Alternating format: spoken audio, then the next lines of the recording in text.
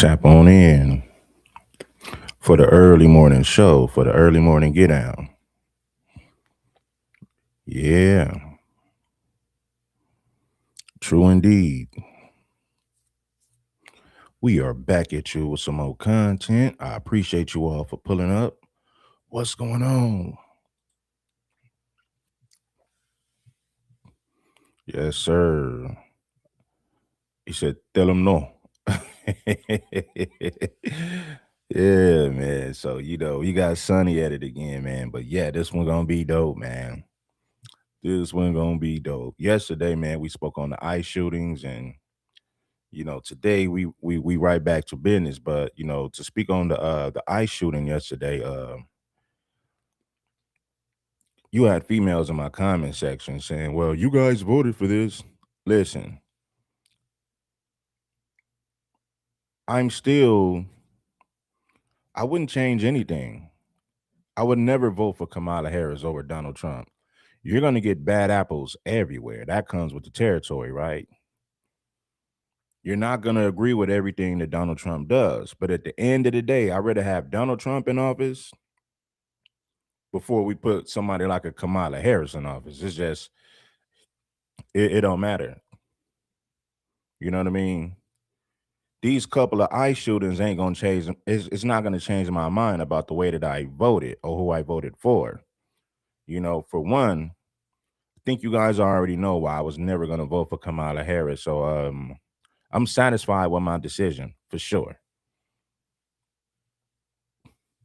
Anyway, let's get back to the content now. Sonny said that FBA, we are stealing their culture, right?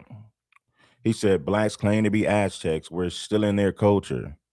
And he said a few things that stuck out. He said our culture was stolen by the Europeans, so we don't know who we are. Well, Sonny, I got news for you. Your culture and language was stolen as well. You don't speak the original language. You don't speak the original language that you spoke before the Europeans showed up in Mexico. So just like the Europeans erased and stole a lot of our culture, they did the same thing to you guys. That is a known fact. What makes Mexicans think that their culture haven't been stolen? Like the white man didn't steal their culture. You guys have Spanish names. Spanish comes from Europe. So a lot of your culture was erased. Do you know when the Spaniards first hit the Caribbean, they changed everything to European names and wiped out the original history? Erased the original names and wiped out the history. That's what Europeans do everywhere. That's what Europeans do everywhere they go. So the Europeans just didn't steal black culture and black history. They stole history from everybody. If the Europeans colonized your land, they stole a lot of that history. They erased the history, then rewrote the history. They did that everywhere. They did it in North America, Central America, South America, Caribbean, everywhere. Grand Rising, man. Shout out to my people. I appreciate you all for tapping in. It is what it is. But he said that we're still in their culture, and we don't have a culture because the white man erased it. Well, yeah, the white man erased a lot of things, but guess what? Through research and studies, we figured out the truth. We're not taking a white man's word about history. We done our own research. We got our own anthropologists. We got our own scientists. So with that being said, we figured these things that we figured this stuff out for ourselves now through research and through different studies, right? So it is what it is. I appreciate you all. Tap on in. It is what it is. There was no such thing as a Mexican before the 1500s. Well, yeah, that's because the Europeans erased a lot of that stuff, and when they came there to Mexico, well, wasn't it? That's not the original name of the place. It was something different. I forget the original name. But anyway, when the Europeans got there, they renamed them and reclassified them and erased a lot of that history. The Mexicans that you see today, they don't speak the same language that before the Europeans showed up, right? Their language was completely different before the Europeans showed up. And they don't speak that language today. They speak Spanish. That means your history was stolen. The white man gave you Spanish. The white man said you're going to speak Spanish and this is what it is, just like we were forced to speak English. Let's get into this. Let's get into the clip. Now let's talk about the Olmecs. You do know the Olmecs was the first. Matter of fact, I'm gonna go to this first. I'm gonna go to what Sonny said first, and then we're gonna get back into this. I'm gonna show you what Sonny had to say. FBA. Yes, I'm still sick, but I still want to touch on this FBA thing. I'm still sick, but I still want to touch on this FBA thing. About the FBA claiming to be the original Americans. First thing you have to understand is maybe it was just a miscommunication amongst each other that they came to this narrative that they are the first Americans, that they were the first people on this continent. And the reason I say that is you look at the story of Califas. This was a Nubian queen, a fictional Nubian queen that was named Califas, and apparently it was named after her. California was named after her. And in the story, she ruled an island, beautiful island, and it was so beautiful that they called it California, and that's apparently where the name came from, right? But it was to a fictional story written by a Spaniard. So I'm thinking maybe that's what happened with. What makes you think the Spanish didn't feed you guys a lot of fictional nonsense? You guys speak Spanish because they erased your a lot of your history. You don't know your original language. It's funny that people want to throw this off on us, like Mexico wasn't colonized, as if they didn't enslave the people there, as if they didn't dominate and conquer the land in Mexico. The Spaniards erased a lot of you guys' history. You got a lot of Mexicans who didn't even know that blacks was in Mexico for centuries, mainly in southern Mexico. A lot of them didn't know that. Why? Because the Europeans hid the fact that blacks was in Mexico for centuries. They even kept the blacks out of the census and barely added them to the Constitution and census in 2019. So what makes you think what makes you think the Europeans erased our history and lied to us, but they didn't erase your history? They didn't lie to you guys. Make it make sense. Them feeling that the blacks were the first Americans. Yeah, Lord. Maybe somewhere along the line there was a story that they're told saying such tales, and somebody took it as factual instead of fiction, like they did with Califas. And it seems like a viable theory. I'm not saying it for factual, but it seems like a viable theory to me. Seems like it's possible that this could have happened. No, I'm not trying to be disrespectful to anybody, but I find it disrespectful that somebody would try to take my heritage and my culture or disparage my raza for no apparent reason. A reason that I don't understand, right? Respectful to anybody, but I find it disrespectful that somebody would try to take my heritage and my culture or disparage my raza. Nobody's trying to disparage the raza or take your culture or your history. You guys have been lied to. See, this is what's crazy about a lot of Mexicans. He think that he knows the truth and we don't. Like the white man erased our history and never erased your history. You guys been fed a lot of lies about black people. Let me say this to you, Sonny, about Mexicans and Latinos in general. You guys been fed a lot of lies by the Spaniards. That anti-black racism that runs deep in your culture, you guys got it from the Spaniards. Prior to the Spanish showing up, you guys were never like that. The Spaniards whitewashed Mexico, they whitewashed Latin America. So if they whitewashed Latin America, that means that they erased a lot of the history there. Let's make it make sense. But I find it disrespectful that somebody would try to take my heritage, my culture, or disparage my raza. He said we're taking their heritage and disparaging the raza. How so, Sonny? The Spaniards whitewashed Mexico, bro. And if they whitewashed it, that means that they erase a lot of their history, bruh. Come on, man. Respectful to them, but I find it disrespectful that somebody would try to take my heritage, my culture, or disparage my raza for no apparent reason. A reason that I don't understand, right? Now, I understand that through slavery, If Sonny did a DNA test, there's going to be some African blood there. I promise you. If Sonny did a DNA test, you're going to find you're going to find some African ancestry there. I promise you. Sonny don't look like one of those pale-skinned Mexicans. Sonny has melanated skin. He has thick lips. He has a wide nose.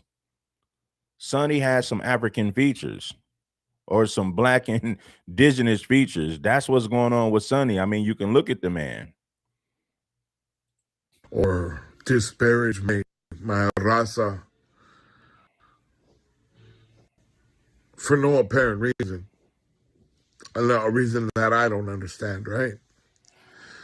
Now, I understand that through slavery, a lot of people lost their culture and their family history through slavery, their historical roots. I understand that, and it's not only possible, but it happened. And a lot of black families. This is not making Sonny famous. These videos ain't making people want to listen to Sonny. I mean, I'm just being real with you. You know, people don't see my live streams and say, oh, we need to subscribe to Sonny. We need to go watch Sonny videos. That's not happening. That's not the case. People might watch his videos just to poke fun at some of the things that he's saying, but will it make him famous? Absolutely not. I'm using Sonny as an example.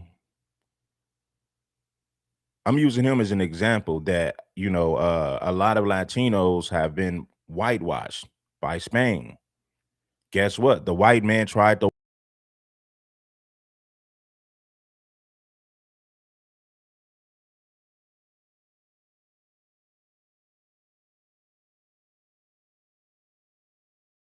will come to the light. That truth will come to the surface. I don't care how much you try to bury it. Slavery, a lot of people lost their culture and their family history through slavery. I understand that through slavery, a lot of people lost their culture and their history through slavery, their historical roots. I understand that, and it's not only possible, but it happened. And a lot of black families lost their identity because of slavery, right? But we also know that through archaeology, oral history, and documented timelines, that indigenous people have their own history, a long history, thousands of years on America. So you understand that America was full of tribes, indigenous tribes, that were here long before the Europeans or the slave trade or anything else that happened. And guess what? Through research and study, the blacks were already here before the Europeans showed up. When I say here, I mean the Americas, not just Mexico. There's evidence of black people being in the Americas prior to any European stepping foot on the land, Sonny. Why do you think they call the blacks in Mexico now Afro-Indigenous? Because they were different there were many different tribes, indigenous tribes, all over the Americas. Some of them were black, Sonny. Scientifically proven, right? You got Mexicans who I spoke to who I met Mexicans who's acknowledged that. They'll say, yeah, we found out that a lot of blacks were here. We thought the blacks only came we thought the blacks just came during the slave trade, but no. Through studies and research, we figured out that blacks were already here before the European settlers arrived. Well, I should say the European colonizers, right? Right? So being so much history and concrete evidence and everything you would make. See, the indigenous people of America are not a theory or a hypothesis. They're factual. That these indigenous Indians, like tribes like mine, the Pomos, have been here for thousands and thousands of years. We weren't black. We didn't make this up. We're not trying to. They're factual. That these indigenous Indians, like tribes like mine, the Pomos, have been here for thousands and thousands of years. We weren't black. We didn't make this up. We're not trying to disparage the black community. You have to ask yourself, why on earth would indigenous people like myself and my ancestors claim to be something that we are not? What will we get out of saying we're indigenous if we're not? If we were the first ones to this community, if we weren't? If we were the first ones to this continent, if we weren't? We've already... Sonny. The Europeans lied to you guys about a lot of things. You speak Spanish because of the colonizers. So that means that a lot of your history was stripped away from you as well. So you don't know, Sonny. There's a lot of things that you don't know. A lot of Mexicans claim to be Aztecs when a lot of them have no Aztec. They have no Aztec blood, period. Being Mexican doesn't make you an Aztec. There were many different tribes all over Mexico, all over the Americas. But Mexicans love to claim Aztecs.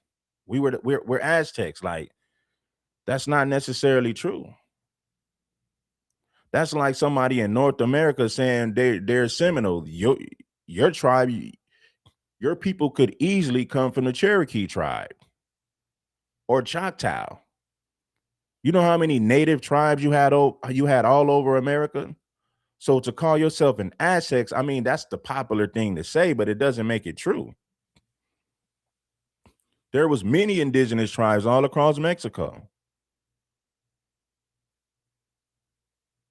Right?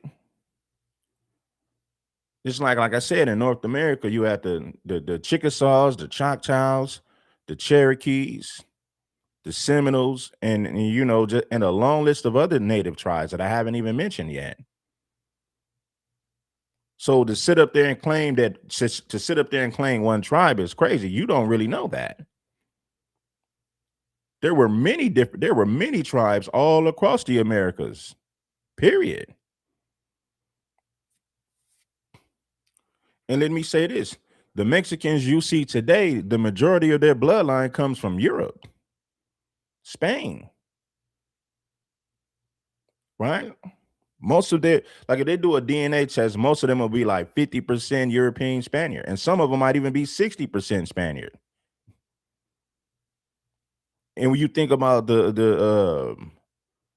The Aztecs, those people didn't have Spanish European blood at all. I'm just saying. That's like me saying, well, I'm born in North America, so and I let's just say you find native blood, and of course I do have native blood in me. But if you say this, right, and I say, well, is what I would be guessing because there were many different tribes. So to claim one tribe is just crazy that you would do that. But I understand why they do that because the Aztecs were looked at as warriors. So everybody wants to claim to have blood ties to that particular tribe, when in reality, a large percentage of them don't have any blood ties to the Aztec Empire. You know, it's like it's crazy because most Mexicans you meet claim to have Aztec ancestry, when it's just like it's impossible. When there were just so many tribes all across Mexico, Central and South America. Had that title. It's already been given to my gente. It's already given to us. To disparage the black community. You have to ask yourself, why on earth would indigenous people like myself and my ancestors claim to be something that we are not? What will we get out of saying we're indigenous if we're not? If we were the first. What will we get out of saying things? See, he said, what would his people get out of lying? What are we getting out of lying? So your people, you guys are telling the truth, but we're lying. Oh man, let me tell you something, Sonny. Blacks in America have been walked away from the nonsense and the foolishness that Europeans taught us. We've been walked away from that. You guys still have a Spanish conquistador mindset for the most part. Now, some Mexicans I met who might have a different mindset, they may think different, but the majority of you guys still think like Spanish conquistadors. Your knowledge comes from the conquistadors. See, when we talk about history as Black Americans, we're not speaking on something that the white man taught us. We're speaking on things, we're speaking on, scientists and Black scholars, and even some of these people are white scholars. Even some white scholars have admitted that, hold on, Blacks were here prior to the slave trade. So our thinking don't come from a Eurocentric mindset. Most Mexicans, most Latinos still have a Spanish conquistador mindset because the Spanish conquistadors, keep in mind, they took over that country for centuries. That's where the anti-Blackness comes from. So a lot of your thinking and a lot of your knowledge of history comes from the Spanish conquistadors. They stole your language. They rewrote the history. They renamed the land. But according to Sonny, they don't have a reason to lie. But for some reason, Black Americans, we have a reason to lie about these things that we're saying. Ones to this community if we weren't. And we were the first ones to this continent if we weren't. Claim to be something that we are not. What will we get out? And let's take it back. The Olmecs was the first civilization in the Americas, and some people argue that there was a civilization before that. But let's just run with the Olmecs.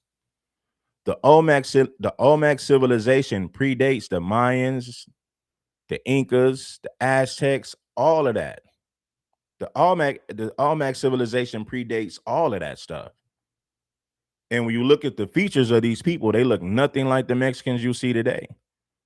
When you look at the Olmec civilization, their features look closer to our features as Black people. So let's really talk history. Let's talk history here. Out of saying we're indigenous if we're not. If we were the first ones to this community if we weren't. If we were the first ones to this continent if we weren't. We've already had that title. It's already been given to my gente. It's already given to us. So why will we battle you over it now, right? You're not battling us. You're battling European lies. You're not battling us. You are battling European lies. Black people didn't steal your language. Black people didn't steal your culture. If anybody stole your culture, you need to go to the Spanish conquistadors. That's who stole your language, your religion, your culture, your spiritual beliefs. Spanish conquistadors stole all that. Foundational Black Americans ain't never stole nothing from Mexicans. If anybody stole something from Mexicans, it's been the white man, the European. Point the finger at the Europeans who stole everything from your people, your gente. Black people ain't stole nothing from Mexicans. If anything, we've shared a lot of things with Mexicans. We shared our civil rights with you guys.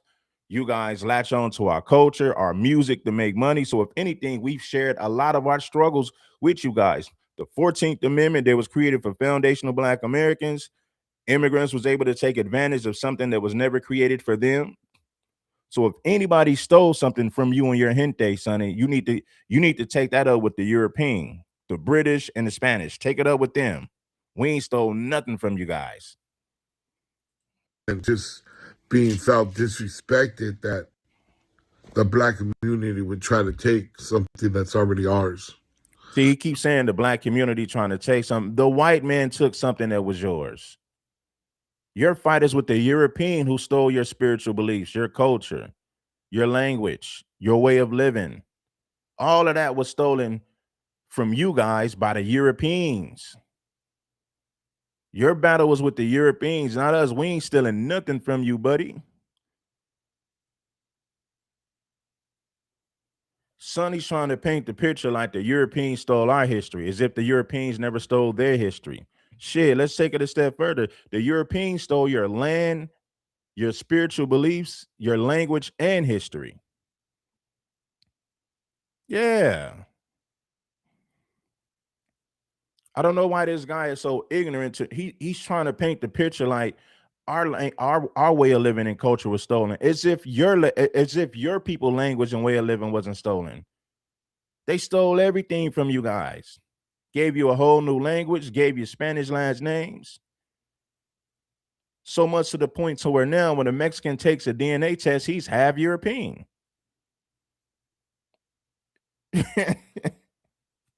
But according to Sonny, it was Black people who had their culture and language stolen, not them. And if we weren't, we've already had that title. It's already been given to my gente. It's already given to us. So why will we battle you over it now, right? Other than just being felt disrespected that the Black community would try to take something that's already ours, that's been given to us, that has already been proven. There's no slight chance that we might be wrong. There is proven fact and concrete evidence to show that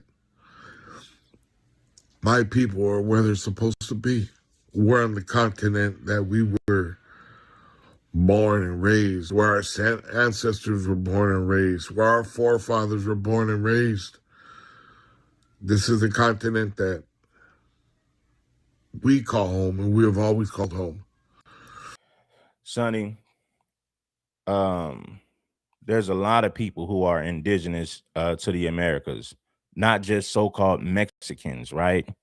Or the people that they call Mexicans today, because that's not who you guys are. That's not who you guys are originally. Mexican and Spanish was given to you guys, was forced upon you guys. So your people are not the only people who are so-called indigenous people to this land.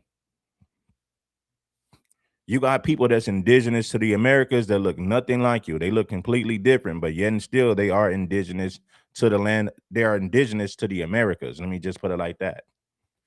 See, Sonny wants you to believe that Mexicans are the only people who occupied this land, right? As if you didn't have other tribes and other civilizations who are also indigenous to the Americas.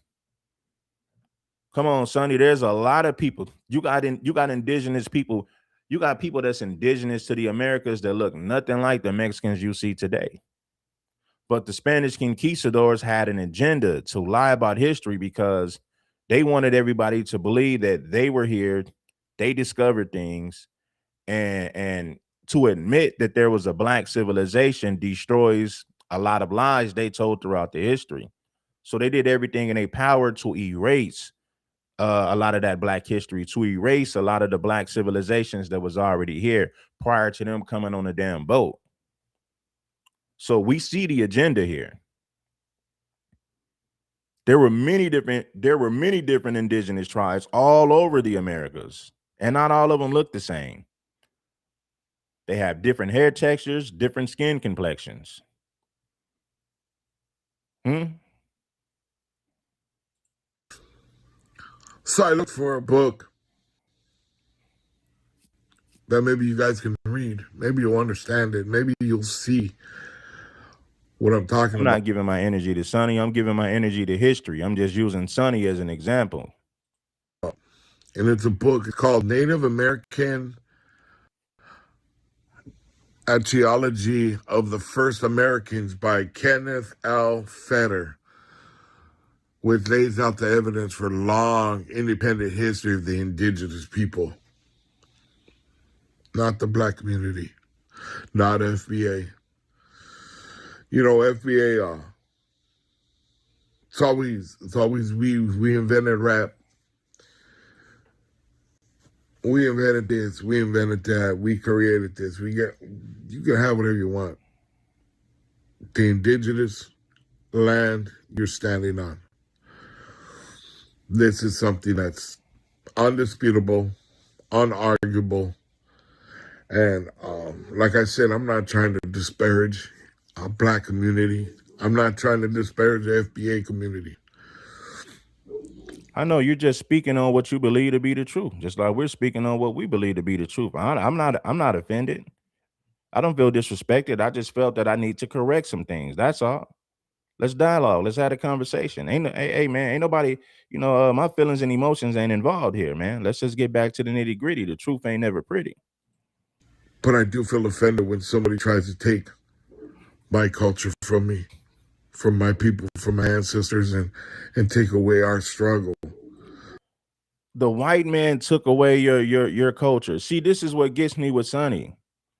The black man ain't take your culture away from you, buddy. All the black man is saying is we've been here way before the Spanish conquistadors and Europeans showed up. We was already over here. That's what we're saying.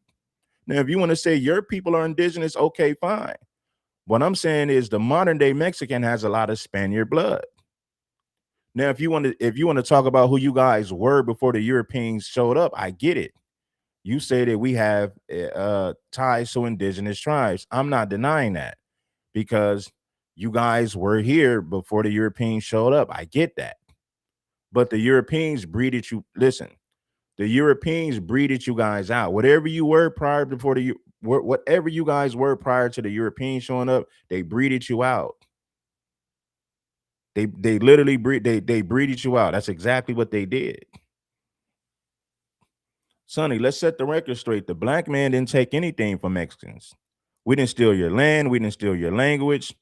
We didn't steal your spiritual beliefs. The white man stole all of the above. Your smoke should be with the white man who stole everything from you, not just your land, your culture, your language, your spiritual beliefs, your way of living. The white man stole all of that from your people. Black folks ain't stole nothing from Mexicans. Your smoke should be with the white man. 100%.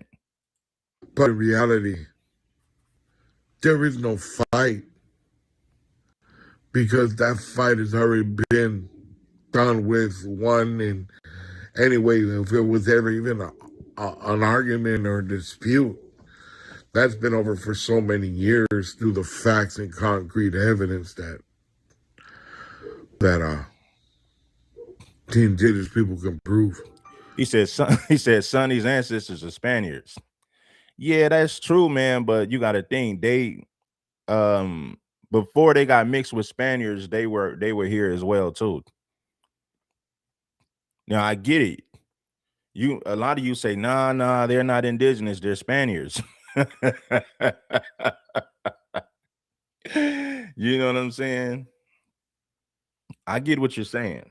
But to be fair, their people were here, and when the Spanish came, they mixed with them and they colonized, and we already know what they did to the women. I don't even need to be said what they did to the women. We get it. When a Mexican does his DNA test, they're gonna have a lot of Spaniard blood, they're gonna have some native blood, and they're gonna have some African ancestry in there as well, along with some Asian ancestry. So there's a mixture of different things. But newsflash, Sonny, the black man didn't steal anything from you guys. The white man stole everything. Everything that you claim to love, everything that you take pride in, the white man stole all of that. So your smoke should be for him. beyond a reasonable doubt.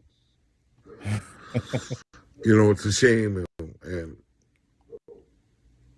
it must be hard for a whole community like the black community to lose their historical roots because of the slave trade. At a certain point, Raza, Sonny, you guys lost your historical roots. You guys lost your historical roots. This is why you speak Spanish. This is why you have names like Gutierrez, Lopez, Martinez. You know what I mean? Escalante. This is why you guys have names like that. Your history was stolen. Your language was stolen. Your spiritual beliefs, all of that was stolen by the European. Stop trying to make it seem like black people are the only ones who lost their history from Europeans. You guys have clearly lost a lot of your identity. You guys have lost your identity because of the Europeans. Spanish is not your original language. No way. See, people want to paint this picture like blacks are the only ones that lost their culture and history because of slavery. Well, the same thing took place in Mexico. They renamed the place. Same thing when they went to the Caribbean. They erased the original names and gave it Spanish European names because they erased the history. Then they renamed everything. their historical roots because of the slave trade. You That's been over for so many years through the facts and concrete evidence that the indigenous people can prove beyond a reasonable doubt. It's a shame, and it must be hard for a whole community like the black community to lose their historical roots because of the slave trade. At a certain point, Raza was almost at the same point because the Europeans, the conquistadors, like the black conquistadors, conquistadors, they were half black and they were Europeans, right? They tried to eradicate the raza in Mexico's history. That's a proven fact. They burned books in history and killed anybody that spoke on history. Okay, now we getting somewhere, Sonny. You don't speak the original language of the people who existed before the Europeans showed up. That means that they erased a lot of your history. So it didn't just happen to black people, Sonny. Black conquistadors, conquistadors, they were half black and they were like the black conquistadors, conquistadors, they were half black and they were Europeans, right? They tried to eradicate the raza in Mexico's history. That's a proven fact. They burned books in history and killed anybody that spoke on history. Because they actually tried to eradicate the Mexicanos' history. It's too strong. Can't get rid of it. Sorry. He said it's too strong. You can't get rid of it. Man, there's a lot of your history got erased. They're too strong. If they're too strong, man, how did they take over? Why do you speak Spanish? If your people were so strong, you wouldn't speak Spanish. You took on the conquistador Spaniard mindset, which is why Mexico and Latin America, for the most part, is anti-black. Not only did you take their language, you took on their mindset. But according to Sonny, they're too strong. No, the white man stole your history and erased it. A lot of history in Mexico was erased by the Spanish conquistadors. Come on, man. What are you talking about? We're too strong. They didn't erase ours. They tried it, but it didn't work. Oh, my God. Conquistadors, they were half black and they were Europeans, right? They tried to eradicate the raza and Mexico's history. That's a proven fact. They burned books in history and killed anybody that spoke on history. Because they actually tried to eradicate the Mexicanos' history. It's too strong. Can't get rid of it. Sorry. Like I said, we're not trying to disparage anybody. There is no argument on where my people come from. We're from this continent. We're the first ones here. That will never change. There's nothing to change it. We are the first ones here. Sonny, a Mexican is not a race. It's a mixture of a lot of different tribes and a lot of different bloodlines. You know, you do a DNA test on a Mexican, man, you're gonna find a gang of stuff, right? You're gonna find some Spanish, some natives, some Asian, some African, a whole lot of different stuff, right? So you can't say that your people was the first here because there were many different tribes in the Americas. It wasn't just one tribe. It'd be one thing if it was just one tribe here, but clearly that's not the case. Let's go to the next. Yeah, we got a lot of hate watchers, of course. You got a lot of people hate watching the content. This is why the viewers and the likes ain't adding up. But hey, that comes with the territory, man. I get it.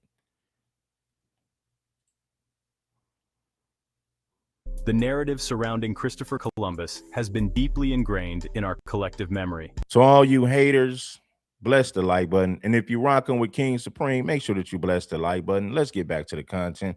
Shout out to Ryder Prophet for the Cash App. Shout out to Kenneth for the Cash App. Slide on through and show some support for the early morning game, for the history. But let's get back to the content. We're going to talk about history and not their story. Let's get to it.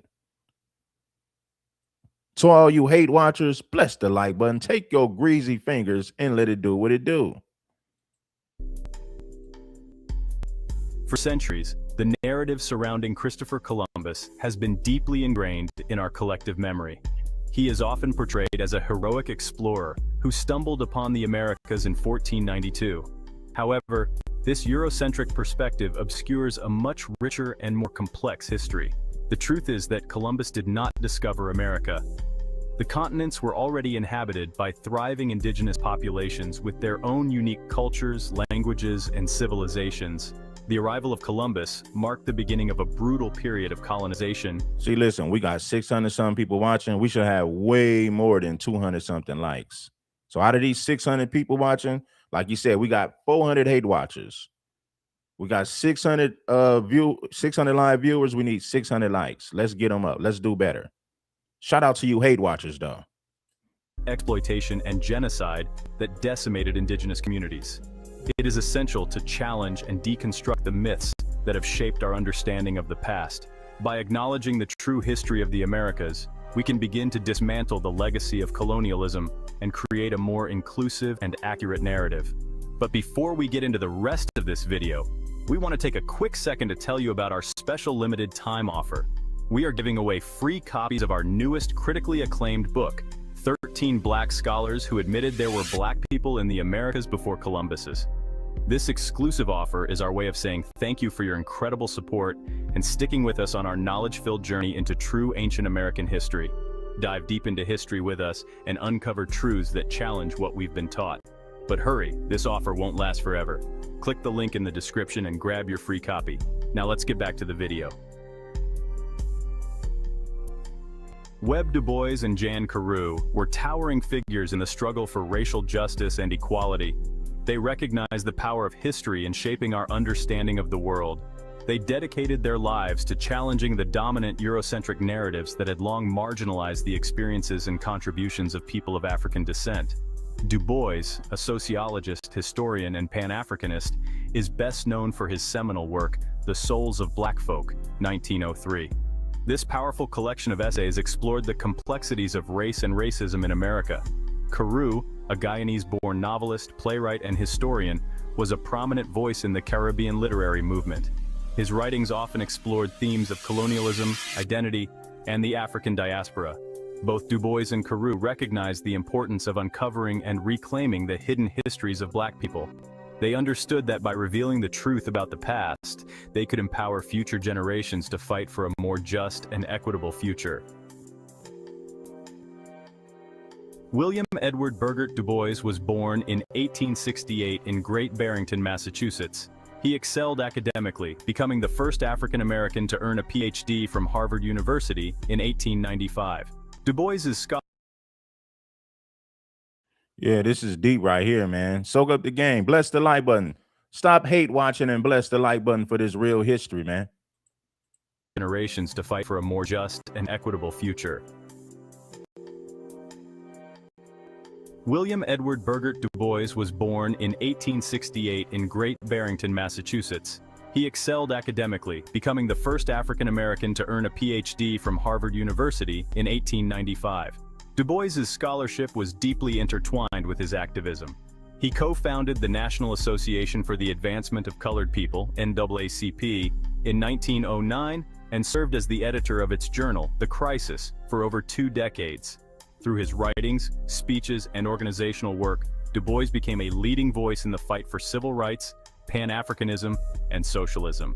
Du Bois challenged the prevailing notion of white supremacy and argued that Black people had a rich history and culture that had been systematically suppressed. In The Gift of Black Folk, Du Bois presents a compelling case for the African presence in ancient America. He argues that the evidence is too substantial to ignore.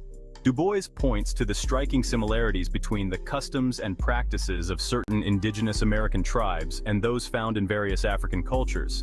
He highlights the prevalence of mound-building traditions, burial practices, and religious beliefs that share uncanny resemblances across the Atlantic.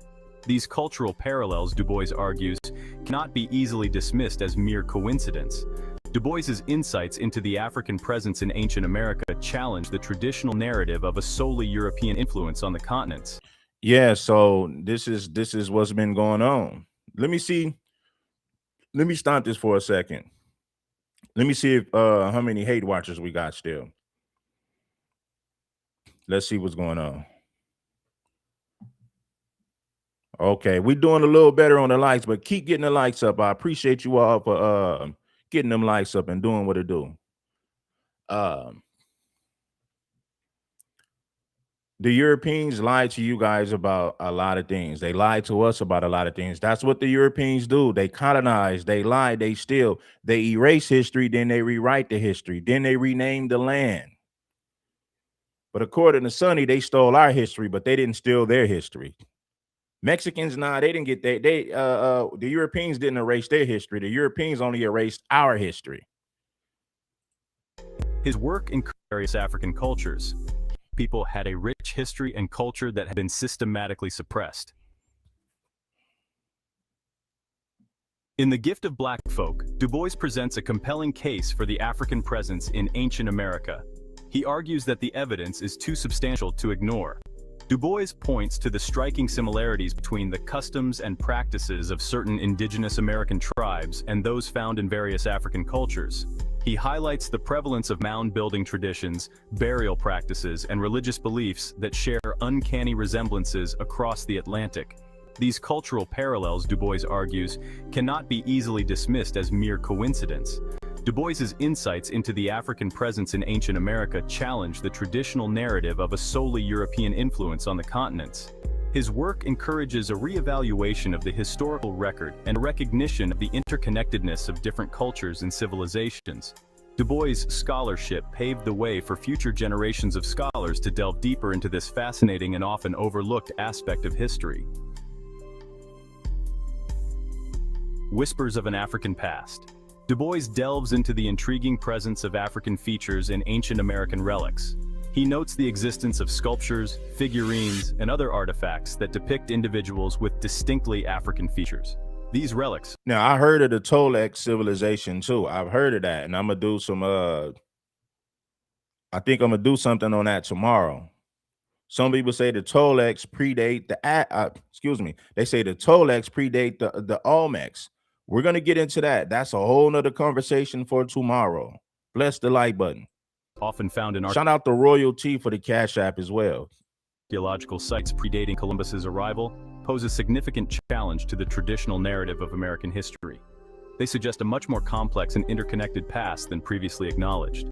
Du Bois argues that the presence of these African features in ancient American art cannot be easily explained away as mere coincidence. Somebody said Du Bois is a liar. See, what's funny is this. See, you got a lot of these conquistadors that tell us black scientists and black anthropologists, they're liars, right? But we all know their history comes from the Spanish conquistador. So do you believe black people, these scientists, these anthropologists, do you believe them when it comes to their research and studies? Or do you believe these people who got their knowledge of history from the Spanish conquistadors? Because Sonny said the Spanish conquistadors didn't erase their history. Man, that's a bold-faced lie. Well, that's telling me a whole lot. You really think the Spanish conquistadors took your language, renamed the land, took away your spiritual beliefs, took away everything from you, but the history remained intact? How crazy does that sound? They took your language, your culture, your way of living, your spiritual beliefs. They took all of that, but for some reason, your history is still intact. Man, come on, bruh. Or artistic license. He suggests that they point to a long-standing presence of Africans in the Americas, stretching back centuries before the transatlantic slave trade. Du Bois's observations regarding these relics have sparked debate and further research into the possibility of pre-Columbian transatlantic voyages. Bridging the Atlantic. Du Bois's exploration of the African presence in ancient America extends beyond physical relics. He also highlights the presence of African crops in the Americas long before the arrival of Europeans. He notes that crops such as yams, watermelon, and bottle gourds, which are indigenous to Africa, were being cultivated in the Americas centuries before Columbus's voyages. The presence of See, there's a lot of fruits that grow in Mexico and the Americas that's indigenous to Africa. A lot of it, and I think I'm gonna do something about that too. Like the indigenous fruits that come from Africa, you've seen it in the Americas. And these fruits were in the Americas prior to the Europeans showing up because the Africans were already traveling. Think about this. The Moors ruled Spain for over 700 years, something like that. 500 to 700 years, the Moors ruled Spain, which is why some of the Spanish people had African DNA and black. And this is why they had African DNA, because the Moors ruled Spain for centuries. I'm talking about way before the 1400s. I'm talking about the 1100s, the 1000s, 900s, like way before slavery took place. The Moors of North Africa, the blacks of North Africa, colonized Europe and ruled Spain, ruled Portugal, and other parts of Europe. So the Spanish conquistadors learned how to sail the Atlantic Ocean from the Moors. They learned a lot of stuff from the Moors. So the Moors were already traveling the world way before the Spanish conquistadors ever thought about it. Debate and further research into the possibility of pre-Columbian transatlantic voyages. That's how the Spanish learned how to sail the world, because the Moors ruled them for like 700 years. Brought a lot of science, brought a lot of knowledge to Europe. Taught them how to sail, taught them how to do farming, taught them. Listen, the Moors taught the Spanish conquistadors how to do a lot of stuff because they ruled Spain for 700 years.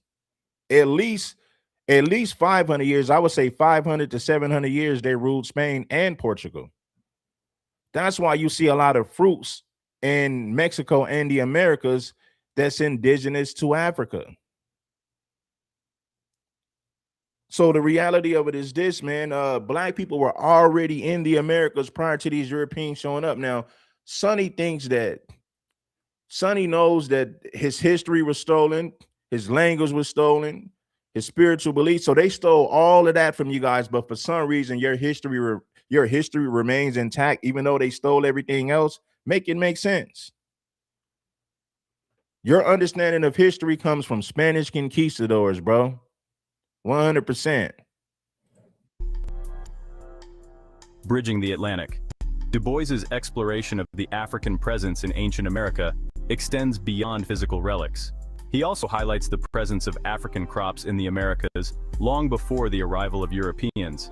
He notes that crops such as yams, watermelon, and bottle gourds, they were Negroes, bro. Negroes are worldwide. Somebody said they were melanated. Melanated people comes from Negroes, homie. Melanated skin comes from the Negroid. It comes from that gene.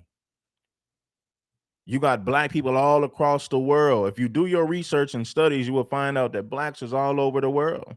That's where melanated people come from. It comes from the Negroid gene. which are indigenous to Africa, were being cultivated in the Americas centuries before Columbus's voyages. The presence of these crops suggests the possibility of pre-Columbian contact between Africa and the Americas, challenging the traditional narrative of European exploration as the sole source of cultural exchange. Du Bois's observations regarding the presence of African crops in ancient America have been supported by modern scientific research. Genetic studies have confirmed the African origins of certain plant species found in the Americas, lending further credence to the idea of pre-Columbian transatlantic voyages. Jan R. Carew, born in 1920 in British Guiana, now Guyana, was a towering figure in Caribbean literature and a staunch advocate for social justice. His writings often explored themes of colonialism, identity, and the African diaspora. Carew's work was deeply rooted in his belief in the power of storytelling to challenge dominant narratives and empower marginalized communities. Like Du Bois, Carew recognized the importance of uncovering and reclaiming the hidden histories of Black people. He believed that by revealing the truth about the past, he could inspire future generations to fight for a more just and equitable future. In his book, Fulcrums of Change, Origins and Futures, published in 1991, Carew delves into the historical evidence supporting the African presence in the Americas before Columbus. He presents a compelling argument for the pre-Columbian presence of Africans in the Americas, drawing upon a wide range of sources, including archaeology, linguistics, and oral histories. See, you got to understand, Black people come from different tribes. There's different Negroid tribes. There's different Negroid tribes all over the world. You go to Africa, different tribes of Black people all over Africa. They're not all the same. If you go to Melanesia, if you go to Australia, those are Negroid people. They're not Africans, but they're Negroids, Negroes, as they would say. Black history runs deep, and it runs deeper than Africa. Now, people would say that civilization and life started in Africa. That's what people tend to say, and I believe there's a lot of truth to that, right? But let's get back to the continent. Let's get back to the content, not just the check it out, though. Carew's work challenges the traditional narrative of European exceptionalism, which has long dominated historical discourse. Carew's exploration of the African presence in ancient America is not merely an academic exercise.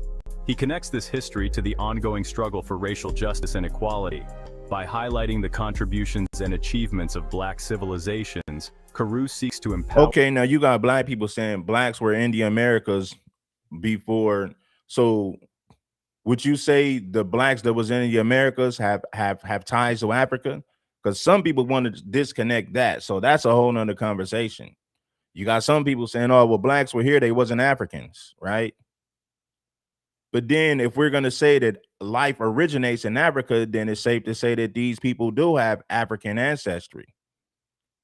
Then it would be safe to say that all Negroes, all people with Negroid features have African DNA. If we're going to say life originated in Africa, but then you got some people say, no, life didn't originate in Africa. So, hey, guess what? I'm going to drop some more content on that. And the title was going to be, do Blacks across the world have African ancestry? Or do we say, no, those were different types of Negroes because there were Negroes everywhere? But Some say life originated in Africa. And if that is true, then all melanated people have African DNA, if we're going to say life began in Africa. Or people of African descent in the And it's going to Americas. be a lot of black folks. No, Red, I'm a black Aboriginal. I ain't no African. No, forget all that, Red. I'm a black Aboriginal, man. I ain't no African. So, yeah. Before Columbus. He presents a compelling argument for the pre-Columbian presence of Africans in the Americas, drawing upon a wide range of sources, including archaeology, linguistics, and oral histories. Carews' work challenges the traditional narrative of European exceptionalism, which has long dominated historical discourse. Carews' exploration of the African presence in ancient America is not merely an academic exercise. He connects this history to the ongoing struggle for racial justice and equality. By highlighting the contributions and achievements of Black civilizations, Carews seeks to empower people of African descent and to challenge the systemic racism that continues to plague society. Carew points to archaeological discoveries that provide tangible evidence of an African presence in Americas long before Columbus. There's a lot of evidence, man, that proves this. And it's not just hearsay, you know what I'm saying? These are anthropologists, these are scientists who have studied the bones and the remains of they found these skeletons that's been in the ground and bones, and they predate the Europeans ever coming over here. And the bones they found come from melanated Negroid people with Negroid features, people who are Negroes, right? It's scientifically proven that not only in the Americas, they found human remains in many places across the world that have Negroid, that are, you can tell they were the bones of a Negro. This person was of the Negroid race. They found human remains all over the world. And the DNA traces back to Negroids, or whatever you want to call it, Negroid features. Right? So this is not a hearsay. This didn't come from a fictional book. It comes from real scientists and anthropologists who's done extensive research and studies on this particular issue. So don't get it twisted for 1 second. Linguistics, future. In his book, Fulcrums of Change, Origins and Futures, published in 1991, Carew delves into the historical evidence supporting the African presence in the Americas before Columbus. He presents a compelling argument for the pre-Columbian presence of Africans in the Americas, drawing upon a wide range of sources, including archaeology, linguistics, and oral histories. Carews' work challenges the traditional narrative of European exceptionalism, which has long dominated historical discourse. Carews' exploration of the African presence in ancient America is not merely an academic exercise. He connects this history to the ongoing struggle for racial justice and equality. By highlighting the contributions and achievements of Black civilizations, Carew seeks to empower people of African descent and to challenge the systemic racism that continues to plague society. Carew points to archaeological discoveries that provide tangible evidence of an African presence in the Americas long before Columbus. He discusses the findings of skeletal remains, pottery shards, and other artifacts with clear African origins in various parts of the Americas. These archaeological discoveries challenge the traditional timeline of human migration and settlement in the Americas, suggesting a much more complex and interconnected. What's the deal, man? Like I say, people are going to say, no, that's not true. I can hear it now. No, none of this information is true. The scientists are lying. The anthropologists, they're lying. They're trying to steal our culture. Sonny, if anybody stole your culture, it was the white man. It was the European. Black folks ain't stole nothing from Mexicans. Absolutely nothing. The white man stole your land. He stole your language. He stole your religious beliefs. He stole your whole way of living. The white man is responsible for stealing everything from you guys. So take that smoke up with the white man. We didn't steal a damn thing. We're just being honest about history. Being honest about history doesn't mean that we're trying to steal anything. Past. What we're doing We're taking a deep dive into history, not that Spanish conquistador nonsense that you've been taught. Than previously acknowledged. Carews' analysis of the archaeological evidence is meticulous and persuasive. He carefully considers alternative explanations for the presence of African artifacts in the Americas, ultimately concluding that the most plausible explanation is that Africans were present in the Americas long before Columbus. Both Du Bois and Carew recognized the importance of challenging Eurocentric narratives and reclaiming history from a more inclusive perspective. They understood that the dominant narratives of history often serve to reinforce existing power structures and to marginalize the experiences and contributions of oppressed groups. That's because blacks was in Ireland. What a lot of people don't know is this. They think blacks are lying about this stuff, but you have scientists and anthropologists who can back these studies up with extensive research, right? These are the facts. You had blacks in Europe. Do you know blacks was in Europe thousands of years ago? If you go back to the 11 and 1200s, you had blacks in Europe. A lot of Mexicans, you didn't know that. If you study the history of Asia, you had blacks in Asia. They found Negroid skeletons in Asia. You have Negroid skeletons all over the world. Blacks, listen, man, we're global people. As black folks, we are global people. A lot of you guys don't understand that because you've been fed this Spanish conquistador version of history. No, that's not true. Yeah, whatever. By uncovering and highlighting the hidden histories of black people, Du Bois and Carew sought to empower future generations to fight for a more just and equitable future. Their work continues to inspire scholars, activists, and artists today. It reminds us that history is not static or objective, but rather a constantly evolving narrative that is shaped by those who write it. By challenging the dominant narratives of history, we can create a more inclusive and accurate understanding of the past, one that recognizes the contributions of all peoples. The legacies of Webb Du Bois and Jan Carew continue to inspire and challenge us today. Their groundbreaking work. Blacks traveled the world, right? Listen, see, you can find black skeletons and remains all across the world, but you don't find these native. These people who call themselves natives are really Asians. They're really Asians. You don't find so-called Native American people bones and skeletons across the world, but you do find black people, Negroid features, bones and skeletons. You find those human remains all across the world. So what does that tell you? How come the black man is found in every continent, in every country across the world, but you don't find these so-called natives? You don't find their bones and human remains all across the world. You only find their bones and human remains in one particular region on one continent. You're gonna find remains and skeletons of black folks all across the world. Now answer that. It shows you who the original man is. That alone should tell you who the original man is. We're found everywhere. You guys are only found on one continent.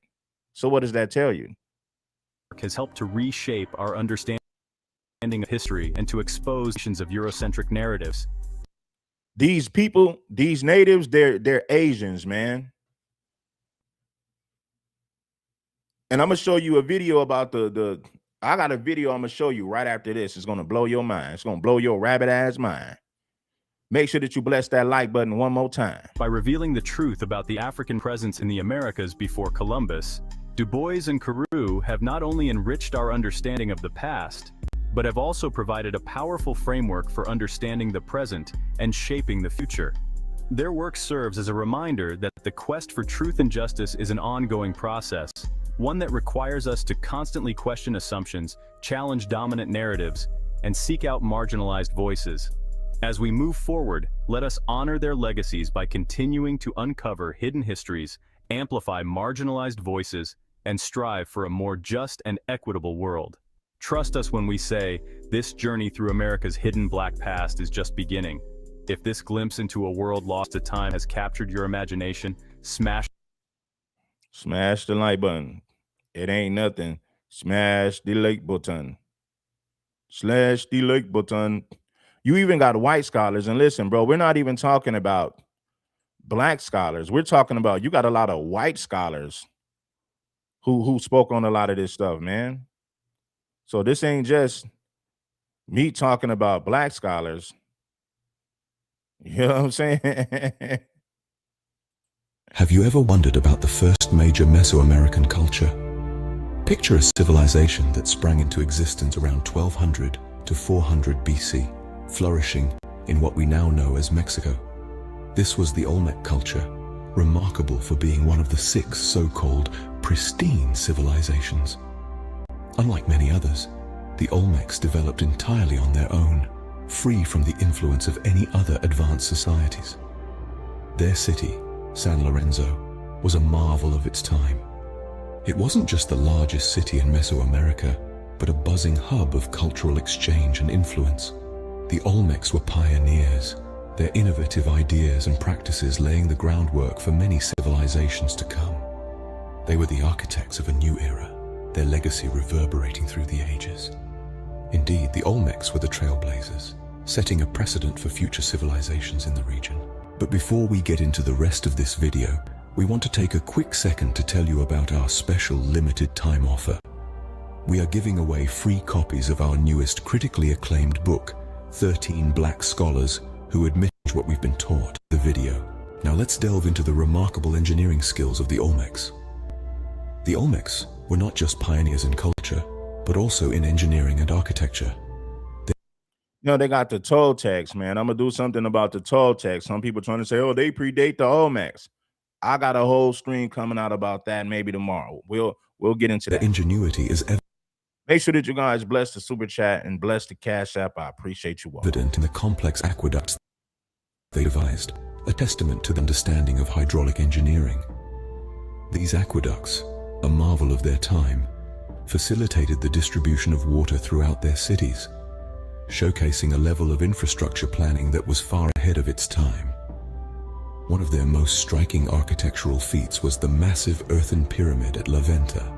This pyramid, believed to symbolize a sacred mountain, was the heart of the city's layout. The construction of this monumental structure required an enormous amount of effort and coordination, reflecting the advanced organizational capabilities of the Olmecs. Through their construction feats, the Olmecs demonstrated a sophisticated understanding of both aesthetics and functional engineering. They seamlessly blended form and function, creating structures that were not only practical, but also deeply symbolic. Their architectural prowess Hit that like button, man. speaks to a sophisticated understanding of both aesthetics and functional engineering. Despite See, not only do I give you the videos, man, I show you the people who have done the studies and research, and a lot of these guys are scientists and anthropologists. So it's deeper than me just showing you a YouTube video. These YouTube videos was inspired by professionals, scientists, anthropologists. You know what I mean? By people like that. So this ain't somebody who's just making a YouTube video based on their beliefs. No, there's a lot of science behind this. their advancements, the Olmec civilization mysteriously declined around 400 BC. The reasons behind this sudden disappearance are still shrouded in speculation and intrigue. One theory suggests that climatic changes played a significant role. The Olmecs were heavily reliant on essential crops like maize, beans, and squash. Any severe changes in weather patterns could have led to crop failures and subsequent societal collapse. However, the mystery doesn't end there. However, the mystery doesn't end there. Another theory hints at the potential increase in regional conflicts. As the Olmecs were the dominant civilization. Well, people say there's no proof. No, there is a lot of proof. Scientists have, listen, they dug up bones in Mexico that are thousands of years old, and these are Negroes. These are Negroid people of the Negroid race. So this is not just a YouTube video. This is backed up by anthropologists and scientists. I know you got ignorant people. This is just a YouTube video. No, it was inspired by people who done the research, people who have done their homework, people who've been studying this for decades. So no, this is not just a YouTube video. It is backed up by science. In Mesoamerica, it's plausible that escalating tensions with neighboring societies. Not YouTube science. You got scientists who done a research and they uploaded some of these videos to YouTube. So you're an idiot if you think these are just YouTube scientists. No, these are real scientists, real historians, and real anthropologists who done their homework, who's done their research. I understand your beliefs comes from Spanish conquistadors. Might have isolated their. I understand it goes against your beliefs. I get it. But if you study the people, if you look up the scientists, these are credible people. These are people who's done a lot of research and studies on many other things. I just showed you the video. They just named a lot of people who are scientists and anthropologists who have done their homework and research. We're not just pulling this up out of our hat. No, of course, you would love the minimum. Oh, this is just a YouTube video. I get it. A dummy would say that. If you study the names of these people who's done the research, you will see that these are credible scientists, people who are credible anthropologists, people who have done studies for decades. So we're not just pulling this shit out of thin air. Don't get it twisted. Communities leading to their decline. The Olmecs were a sophisticated society, boasting remarkable technological and cultural prowess. Yet, their abrupt end remains an enigma. These theories, while plausible, are yet to provide a definitive answer, keeping the mystery of the Olmec disappearance alive. This enigmatic end adds a layer of mystery to their historical narrative. The Olmecs held a complex pantheon of gods that played a crucial role in daily life and religious practices. In the heart of Olmec society, a multitude of deities reigned. Each played a significant part in the fabric of everyday life, from the Olmec dragon to the fish monster, the banded eye god to the maze god. The were-jaguar and the feathered serpent were also prominent figures in this rich spiritual tapestry. These deities were not mere figments of the imagination, but active entities that shaped the Olmecs' cultural practices. Evidence suggests that human sacrifice, a chilling yet captivating aspect of their religion, occurred as part of rituals honoring these gods. Human bones discovered at sacred sites provide a silent testament to these. Right, there's a lot of human bones were found by these temples and by these historic as you would, historic landmarks, right? And they found the bone. They found a lot of bones at these historic landmarks, and a lot of these bones come from Negroid people. We're not making this up. Oh, that's just a YouTube video. This YouTube video was inspired by real anthropologists and real scientists who's done the homework, who's done their research for decades. We're not pulling this shit we're not pulling this stuff out of thin air, homie. Let's get back to the content though. Practices. Yet the Olmecs' religious complexity did not exist in a vacuum. It rippled out, influencing subsequent Mesoamerican religions. Civilizations that came later, such as the Maya and Aztecs, were profoundly impacted by the spiritual life of the Olmecs. Their religious complexity influenced later Mesoamerican religions, impacting civilizations such as the Maya and Aztecs. Known for their artistic excellence, the Olmecs produced numerous masterpieces in sculpture. Their creativity and craftsmanship were unparalleled, with each piece of art telling a unique story about their society and beliefs. Listen, you can show them the truth. You can show them the proof of DNA. You can show them the proof of the bones and skeletons, how these were Negroid people. You know what they're going to say? No, that's not true. A standout example of their artistic prowess is the colossal heads carved from basalt. These monumental sculptures, each standing several feet high and weighing several tons, are believed to depict the Olmec rulers. The intricate details and expressiveness of these heads are a testament to the Olmecs' advanced sculpting skills and their ability to manipulate hard materials like basalt. But their artistic expression. See, this is the difference, right? If we show you ancient things in Africa from thousands of years ago, we still look like those people, right? We still look like those people. If you dug up the bones and if you look at some of those, images of people in Africa thousands of years ago, we still look like them. We still have the same features. Now, when you look at the Olmecs, The Mexicans of today look nothing like the Olmecs. They look nothing like the Mayans and Aztecs. Why? Because those were different tribes of people. Take a Mexican today.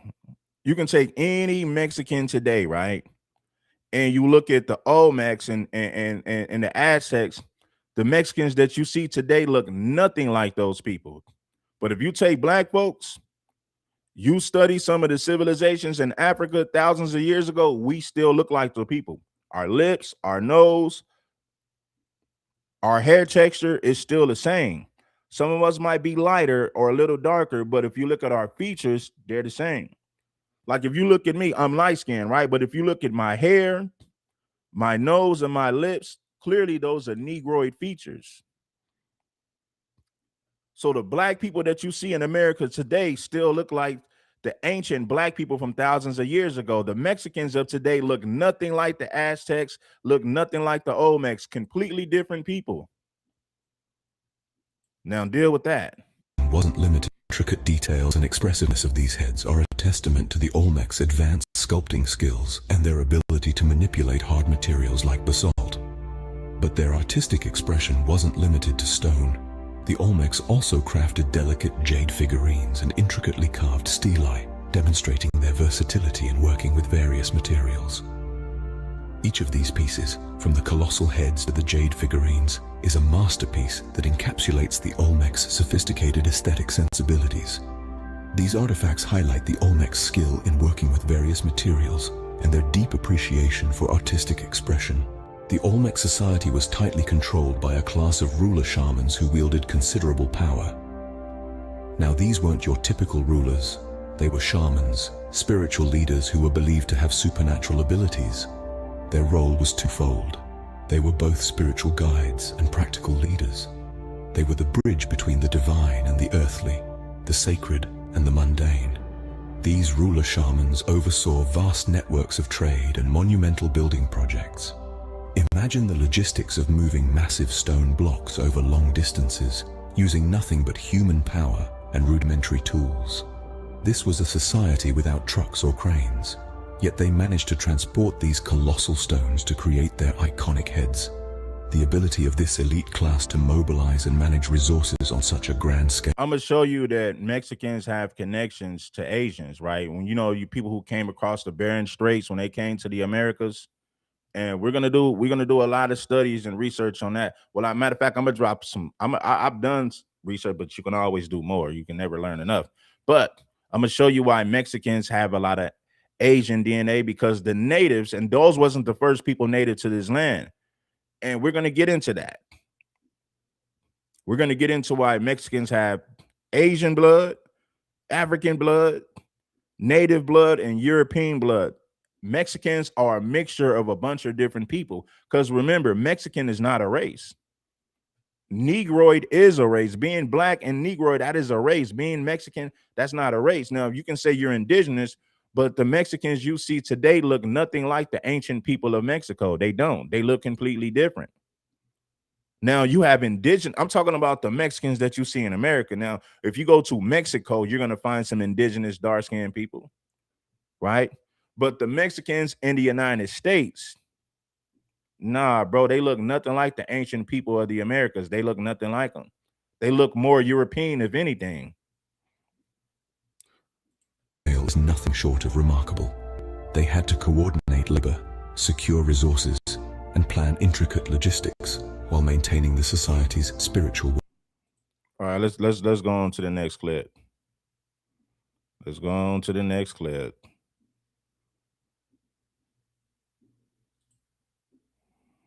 I've been receiving comments on my YouTube channel asking if I'm Vietnamese or Asian. When I was in Vietnam, I had a ton of questions by Vietnamese people asking if at least one of my parents was Vietnamese. They were very shocked when I told them that actually I was Latina, and some of them tried to convince me I had Vietnamese parents. Yeah, she do look Asian, but she's Mexican. She's a Mexican from Mexico, not one of these Mexicans in America.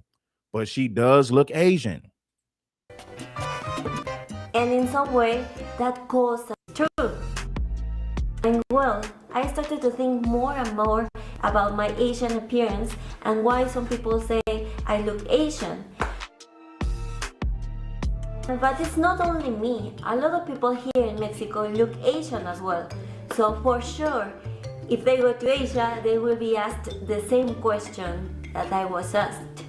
And probably Mexicans living in Asia are asked this question as well. In this country, there are loads of people with an incredible ethnic variety, from indigenous people to very white people. Of course, we can understand the inheritance the Spaniards left 100 years ago, but why do some of us look Asian? Well, stick around and I'll tell you all the information I found about this topic. Everything started when the first settlers arrived to the Americas. They were people from Asia that had crossed the Bering Strait a ton of thousands of years ago. That's why the more Look at this. Now study this. when the first settlers arrived to the Americas. But they're not the first settlers in America. That was debunked. Now we're going to get into that. Now they were some of the first, but they were not the first settlers of America. They were people from Asia that had crossed the Bering Strait a ton of thousands of years ago. That's why the more indigenous a person is, the more remarkable the Asian features are. Not only in Mexico, but all around the American continent. This could be the first reason. I was born in a very small town in Mexico, and it's clear that my Spanish features are minimum. But this isn't the first reason. There could be more reasons that honestly, I wasn't aware of them before. I think the things I just researched weren't taught me at school. I suppose that history extends beyond what a textbook might provide. And if you know more information about this, please let me know in the comments. People out there have asked me if I'm Vietnamese, but they also have asked me if I am from the Philippines.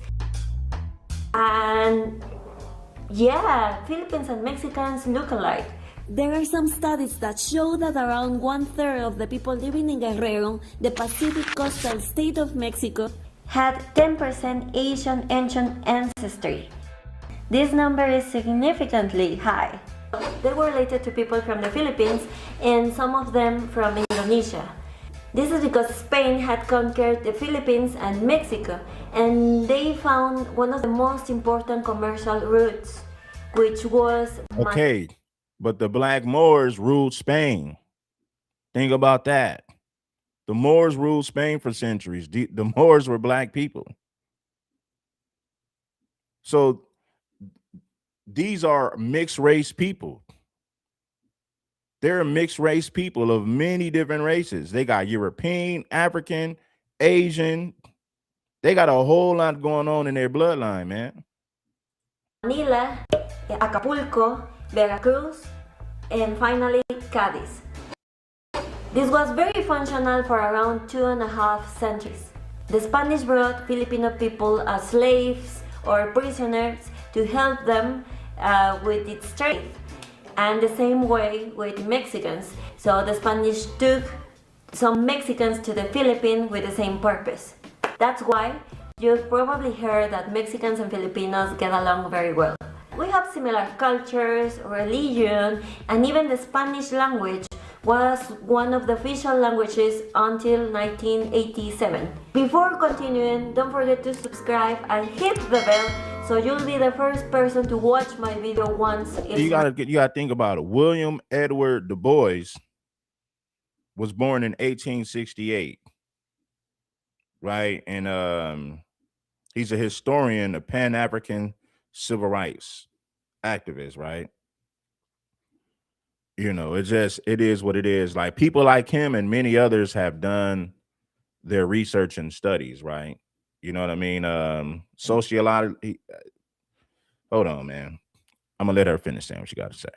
Released.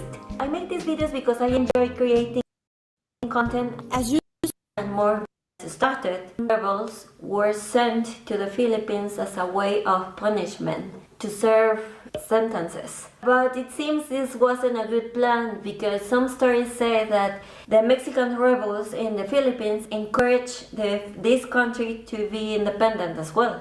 That's what I read. Please let me know in the comments if you have any other information or if you have more information. I'd be very glad to read your comments. And well, there were a lot of Filipino people here, but unfortunately, most of them lost their identity as they were all recorded as Chinos, which in English means Chinese. So, I don't know See, if a lot this of is people tell you the Native Americans are Asians. No, the red Native Americans were Asian. But they're not the only people. They're not the only people that were like they wasn't the only people here. You know, that's just the reality of the situation. but everything clicked on my head. In Mexico, we have a very common nickname, which is Chino, Chinese. This could be either because a person has a curly hair or because they look Asian. Actually, I've been called Chinita. And now that I'm thinking about more nicknames, I've been also called Koreanita, which means little Korean. And just to So I'm just giving you why Mexicans have Asian ancestry, right? This is just the reality. I'm giving you the facts. The facts that most people don't want to deal with. You just don't want to deal with it. I get it.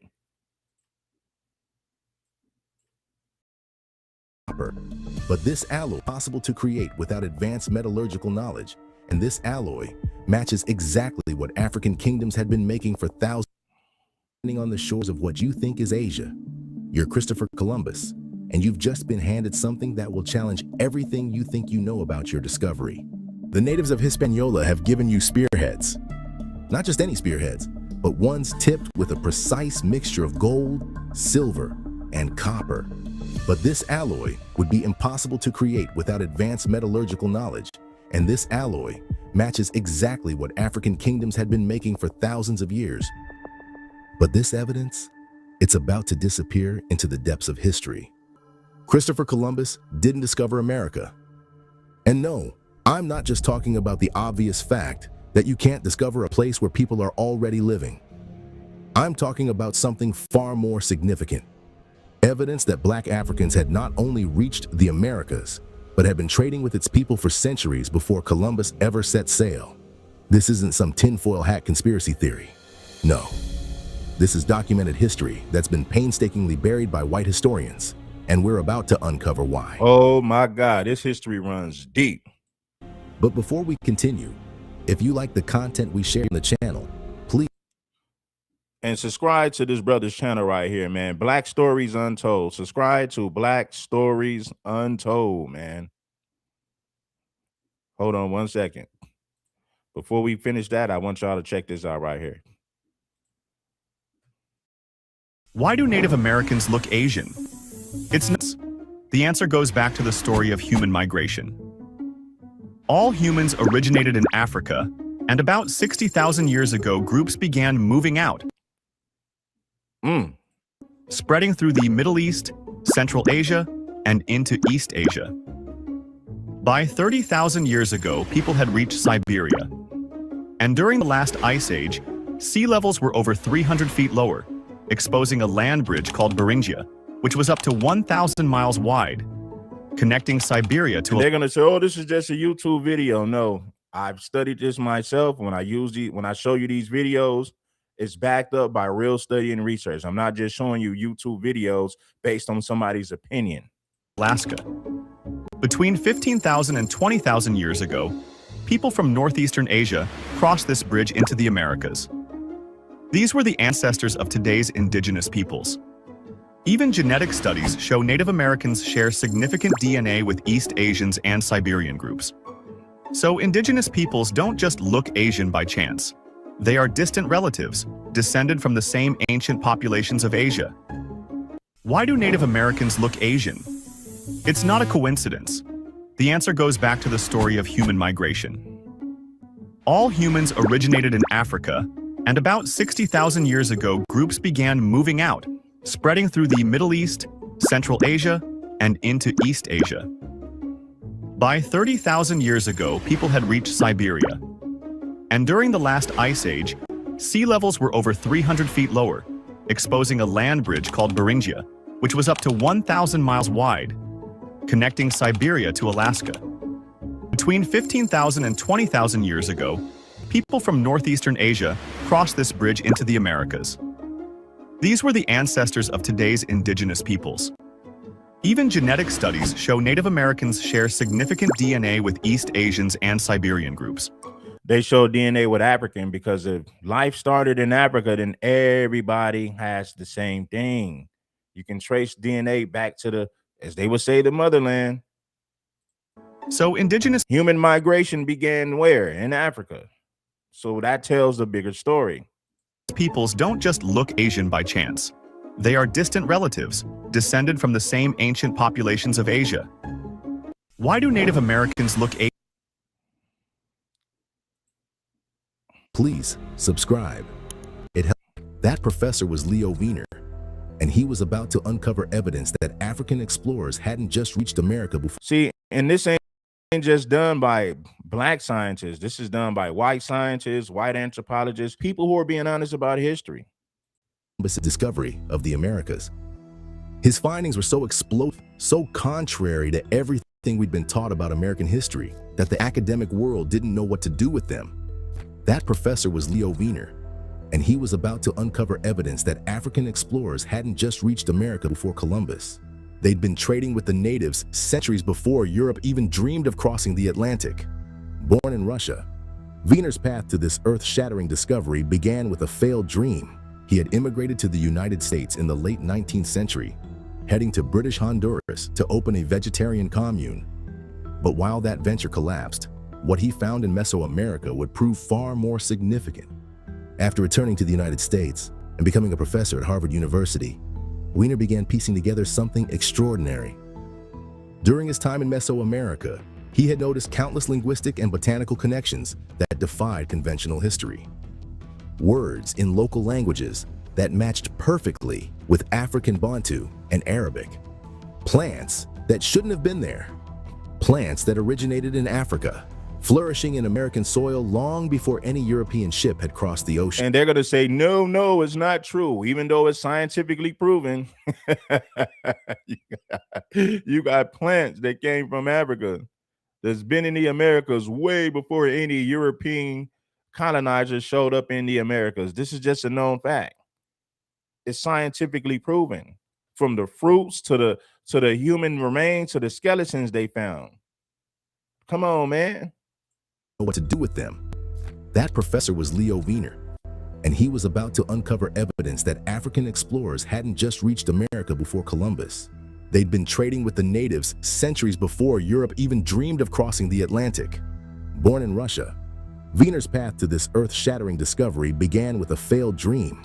He had immigrated to the United States in the late 19th century, heading to British Honduras to open a vegetarian commune.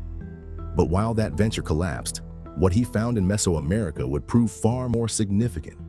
After returning to the United States and becoming a professor at Harvard University, Wiener began piecing together something extraordinary. During his time in Mesoamerica, he had noticed countless linguistic and botanical connections that defied conventional history. Shout out to Black Bear for blessing us with a cash app. Black Bear bless us with a cash app. Erica bless us with a cash app. Let's get some more of my FBA people, some more of my melanated people in general to bless this show. Rightfully so. Come up with the facts, the irrefutable facts. Now dig that. Words in local languages that matched perfectly with African Bantu and Arabic. Plants that shouldn't have been there. Plants that originated in Africa, flourishing in American soil long before any European ship had crossed the ocean. These discoveries were so numerous, so undeniable, that between 1920 and 1922, Wiener compiled them into an extensive 3-volume work titled Africa and the Discovery of America. When Columbus brought those Guanan spearheads back to Spain, he did something that would set the pattern. Oh man, people are upset about this. Like, no, it's not true. Listen, man, we got scientists who are black, scientists who are white, scientists from Mexico. They've done their research. The skeletons they found predates any European showing up. The fruits they found in Mexico came from Africa. This is way before any European ever showed it, before any European set foot in the Americas. You already had black people there. You already had fruits that came from Africa centuries before the Europeans ever showed up.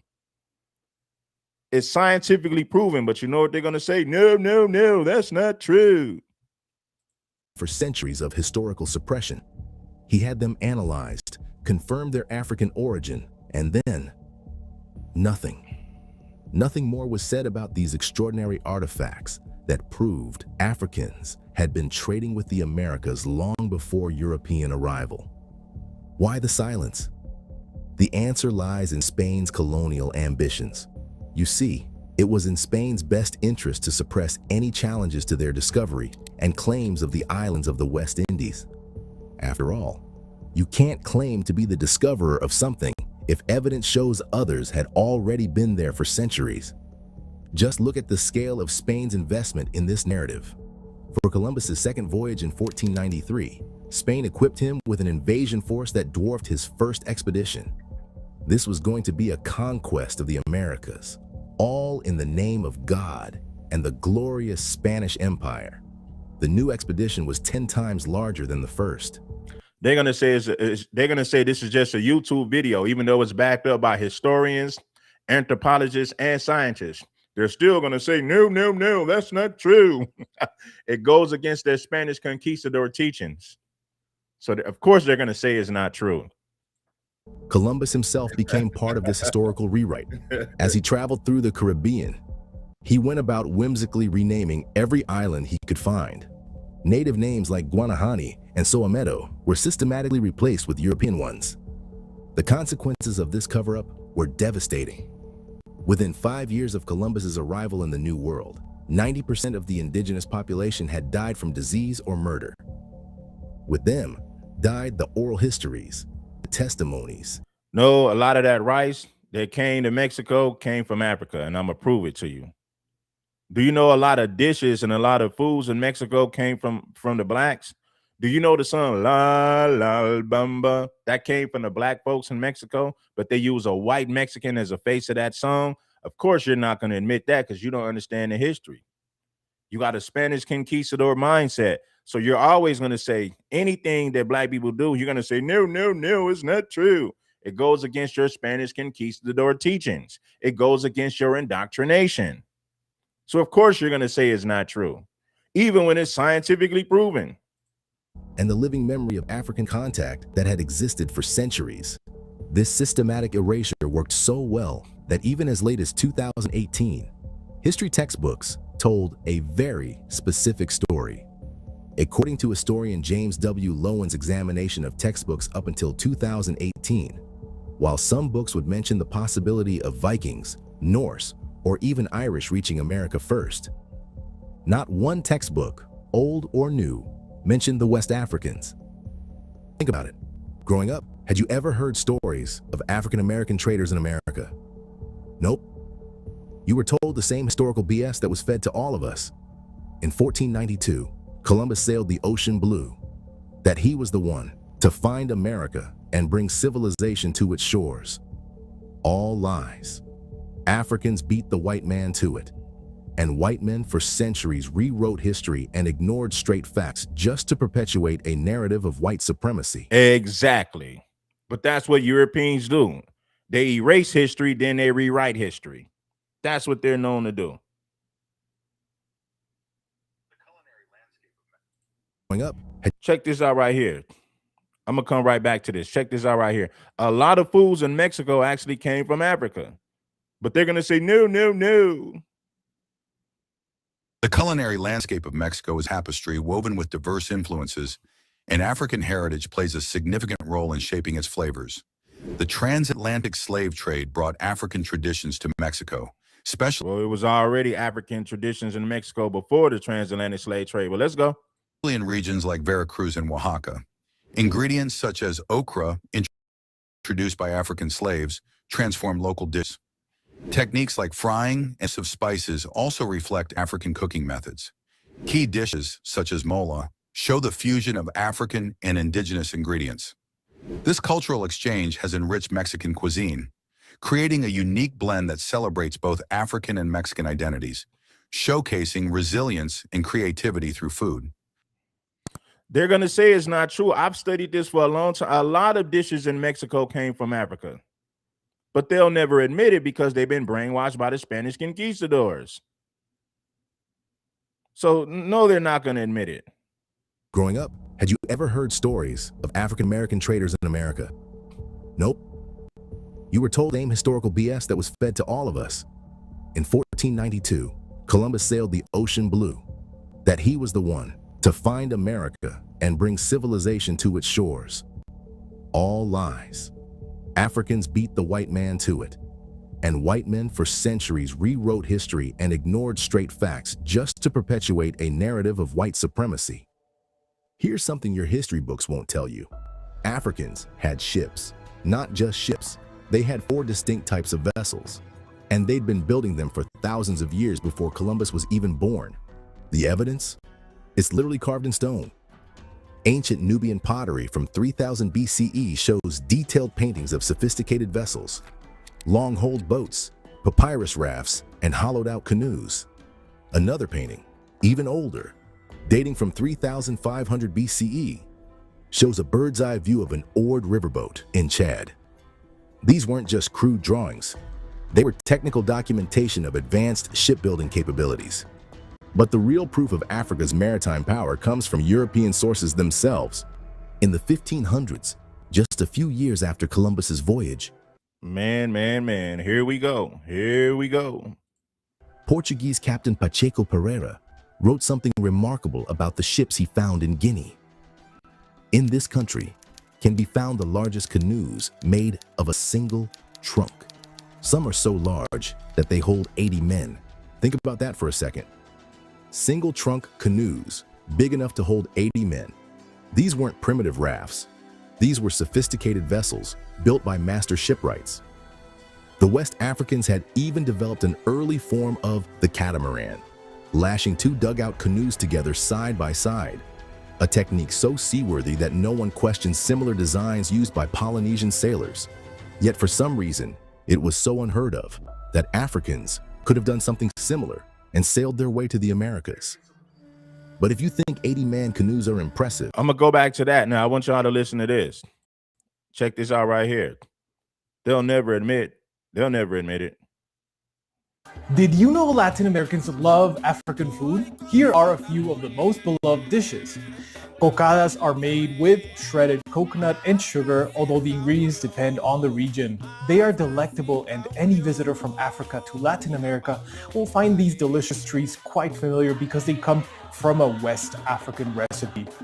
Gallo pinto means colorful rooster. This is the name this rice and bean dish receives in some Central American countries, though it has other names, and it is eaten in many places from Louisiana to southern South America.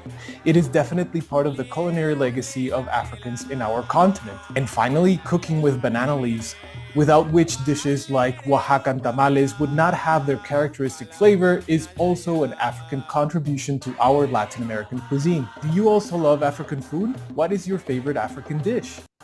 See, I've been telling you this, and this is a Mexican, a Latino man himself, who's honest and saying a lot of our dishes actually come from Africans. But you know what they're going to say? No, that's not true. Do you know Latin Americans love African food? Here are most beloved dishes. Cocadas are made with shredded coconut and sugar, although the ingredients depend on the region. They are delectable, and any visitor from Africa to Latin America will find these delicious treats quite familiar because they come from a West African recipe. Gallo pinto means colorful rooster. This is the name this rice and bean dish receives in some Central American countries, though it has other names. Oh, there is proof. If you study African cuisines, you will find this in African dishes still to this day. So there is proof. It's not my fault that you don't want to hear the truth. The proof is in the pudding. It's not my fault that you don't want to hear the truth. Why? Because you got a Spanish conquistador mindset and you don't care about true history. Mexicans don't even know that a lot of their dishes actually come from African cuisines. Now, Mexicans who are educated Mexicans who understand real history and not that Spanish conquistador history, they know this. But the ones who have that Spanish conquistador mindset, you know what they're going to say? No, no, no, this is not true. Did you know Latin Americans love African food? Here are a few of the most beloved dishes. Cocadas are made with shredded coconut and sugar, although the ingredients depend on the region. They are delectable, and any visitor from Africa to Latin America will find these delicious treats quite familiar because they come from a West African recipe. Gallo pinto means colorful rooster. This is the name this rice and bean dish receives in some Central American countries, though it has other names, and it is eaten in many places from Louisiana to southern South America.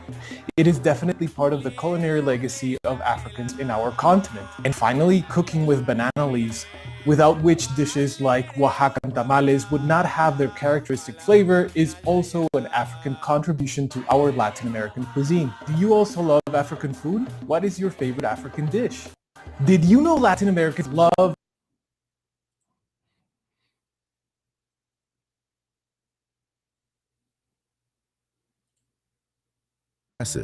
Wait until you hear about what happened in 1311. Islamic historian Amir Hajib reported something that should be in every history textbook, but isn't. He documented voyages west from Mali happening in 1311, a full 150 years before Columbus set sail. When he asked the Mali emperor about these Atlantic voyages, what he learned was astonishing. The emperor, shown in historical records holding a globe made of solid gold, revealed that his predecessor had launched an expedition that would dwarf Columbus's journey.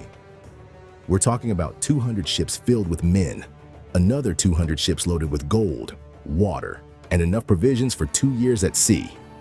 The African emperor's instructions were simple but ambitious. Sail west and don't return Yes. until you either find something or run out of supplies. But here's where the story takes a mysterious turn. Out of all these ships, only one returned. The captains report they had encountered what seemed like a river with a strong current flowing in the open sea. He was the last ship in line, and when he saw the others disappear into this current, he turned back. The others were never seen again. Modern ocean current maps show exactly what these sailors might have encountered. Oh, man, those currents were heavy, man. There are two circular rivers in the Atlantic, massive ocean currents that could have carried African ships straight to the Americas. From the Angola region, ships could ride the currents up towards the equator and westward, or from the western coast of Africa Now, north this is deep right here, man. Study the history. of the equator. They could travel eastward along the same current. Portuguese sources confirm that they had heard stories of African traders visiting Brazil in the mid-1400s. To demonstrate that such voyages were possible, Norwegian adventurer Thor Heyerdahl used ancient shipbuilding techniques to construct and sail the Ra 1 and Ra 2 in 1969 and 1970, proving that even ancient vessel designs could handle transatlantic crossings. The math adds up too. A sailing vessel typically averaged about 100 miles. See, they're going to deny this because it goes against their indoctrination. So they're going to say, no, it's not true. Even though it's scientifically proven, they're still going to say that it's not true. There's a lot of dishes in Mexico that comes from Africa. I got another clip. I'm going to come right back to this story right here. For Shigadale, for sure. A lot of the foods that we get from Latin grocery stores come from Africa. For example, this is hibiscus. The majority of it comes from West Africa, specifically Nigeria. But if you're from Latin America, you know this as Jamaica. It's used for the drink, agua de Jamaica. If you're from the British Caribbean, you know this as the ingredient that's used to make sorrel. And if you're from West Africa, this is used to make a drink called zobo drink. Now, the way I make mine is really simple. I bring about 16 cups of water to a boil, add a cinnamon stick and some ginger, and also a cup of sugar as well. Bring it to a full boil, let it cool down, add some ice, and then you're good to go. Another thing that comes from the African diaspora are these guys. These are pigeon peas. If you're Puerto Rican, Cuban, Dominican, you more than likely call them gandules. They were brought to the Caribbean by enslaved Africans. And the traditional dish that it's used for is a dish called arroz con gandule. If you're Puerto Rican, Dominican, Cuban, you're familiar with it. Really, really traditional. And it's cooked in a similar way as jollof rice. But no matter how you decide to reconnect with culture, make sure you It's true, man. And it's not just Mexico. Like Africans influence a lot of dishes all over Latin America. This is just it's historic, it's proven. Today, have you ever had enchiladas with salsa verde? Now I know you're wondering, that's Mexican culture, ain't it? What the fuck that got to do with Black History Month? Well, let me break it down for you. Some of y'all might know this, but I feel like a lot of y'all don't. But African ingredients are a huge influence in some of the world's most famous food dishes. Multiple different countries use African ingredients in their food and have no idea. For instance, enslaved Africans brought their cooking and family traditions to the Americas, and those were then transformed by the conditions they faced, y'all. The heritage of many recipes considered today to be soul food was founded in the crops and techniques first developed by enslaved communities. You know, we just talked about that chicken enchilada with salsa verde, right? Well, check this out. Many Mexican dishes are made with ingredients that were brought from Africa to Mexico. These include rice, plantains, coffee, the tambourine, and Jamaica for aguas frescas, as well as the sesame seeds used in whatever the fuck that is. Let me know it in the comments what that is. Even watermelons and yams, of course, we Black. With all that being said, it makes sense why Keith Lee had such a great time when he was doing all his food reviews in Houston, because Houston got a lot of Black people and a lot of Mexicans out there. Makes sense. But what I find really hilarious is that there's probably a racist right now, racist than a motherfucker. No, that's not true. Enchiladas with salsa verde and shit, having no clue, no idea. They're gonna say it's not true, man. But if you study the dishes that the Africans and Black people, like, you really understand, like, a lot of dishes from Mexico and Latin America actually come from Black people. This is just we have the historical facts, man. We could prove it. The use of plantains and yams in Mexican cooking also reflects African influences. African rhythms and melodies can be heard in various Mexican musical genres. Similarities in ancient Mexican and African art, architecture, and technology further support the early African presence in ancient Mexico. Mexico's music is a unique blend of indigenous, European, and African influences. African rhythms and melodies can be heard in various Mexican musical genres, including son jarocho and son huasteco. The African-derived marimba instrument is also popular in some regions of Mexico. Musicians playing son jarocho today may not even know about its African roots. Mexican cuisine is a jarocho and son. See, this is why Sonny said we're not trying to steal. This is just historically proven. If you listen to a lot of Latino music, it comes from African instruments. A lot of their dishes have a lot of things that come from Africa. This is a known fact. Now, when you're brainwashed with Spanish conquistador history, you're going to say, no, that's not true. Huasteco. The African-derived marimba is also popular in some regions of Mexico. Musicians playing son jarocho today may not even know about its African roots. Mexican cuisine is a delicious mix of indigenous and Spanish flavors, but it also has African roots. Mexican dishes like mole and chile feature African ingredients like cocoa, chilies, and spices. The use of plantains and yams in Mexican cooking also reflects African culinary traditions. Mexico's art scene is diverse and rich, with influences from various cultures, including African. Ancient Mexican art shows striking similarities to African sculptures and pottery. Mexican textiles also feature designs and motifs similar to those found in West African textiles. Mexico's architectural style is influenced by various cultures, including African. Adobe, a building material introduced by the Spanish. See, of course, he's going to say, no, it's not true. He's a Spanish conquistador, but it's scientifically proven. If you study a lot of dishes in Mexico, a lot of them have African spices, a lot of fruits in Mexico. A lot of those fruits came from Africa. When you listen to a lot of Spanish music, Latin music in general, it has a lot of African influence in it. The drums and the rhythms, these are African rhythms and African instruments and drums. That is what influenced Latino music and a lot of Latin dishes. No, that's not true. You guys are lying. Yeah, whatever.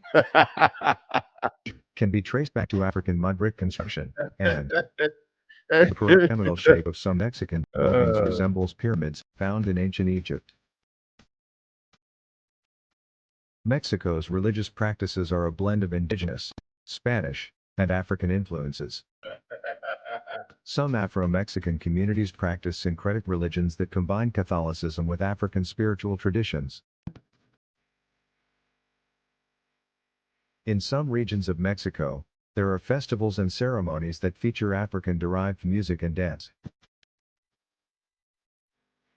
Mexico has a rich dance tradition, with some styles featuring African influences. The African-derived Jarabe Tapatía dance is popular in some regions of Mexico, as is the Son Jarocho dance, which features African rhythms and steps.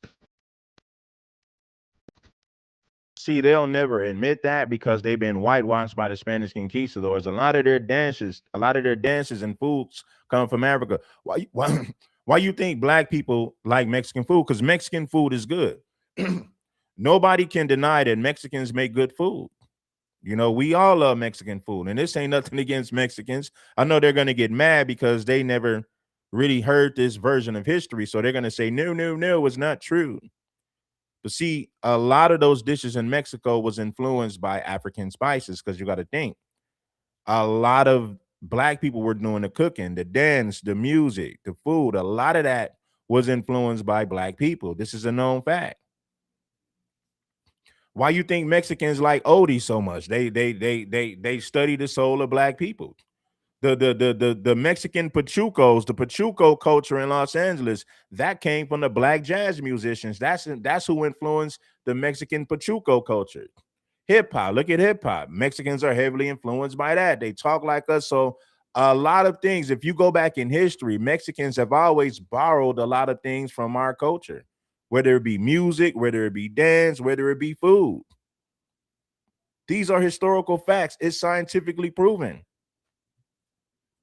Spanish is the official language of Mexico, but there are various indigenous languages spoken throughout the country.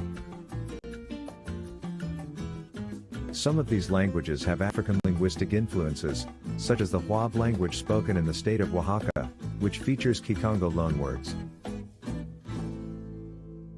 Afro-Mexican communities have a rich cultural heritage that reflects their African roots.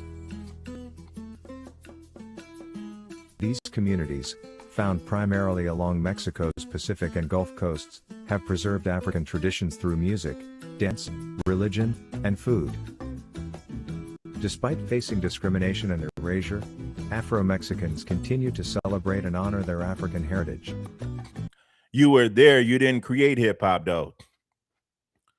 Drums and music, all that stuff came from black people, man.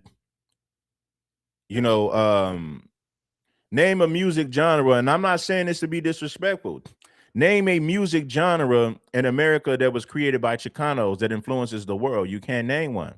I can name several music genres that was created by foundational black Americans.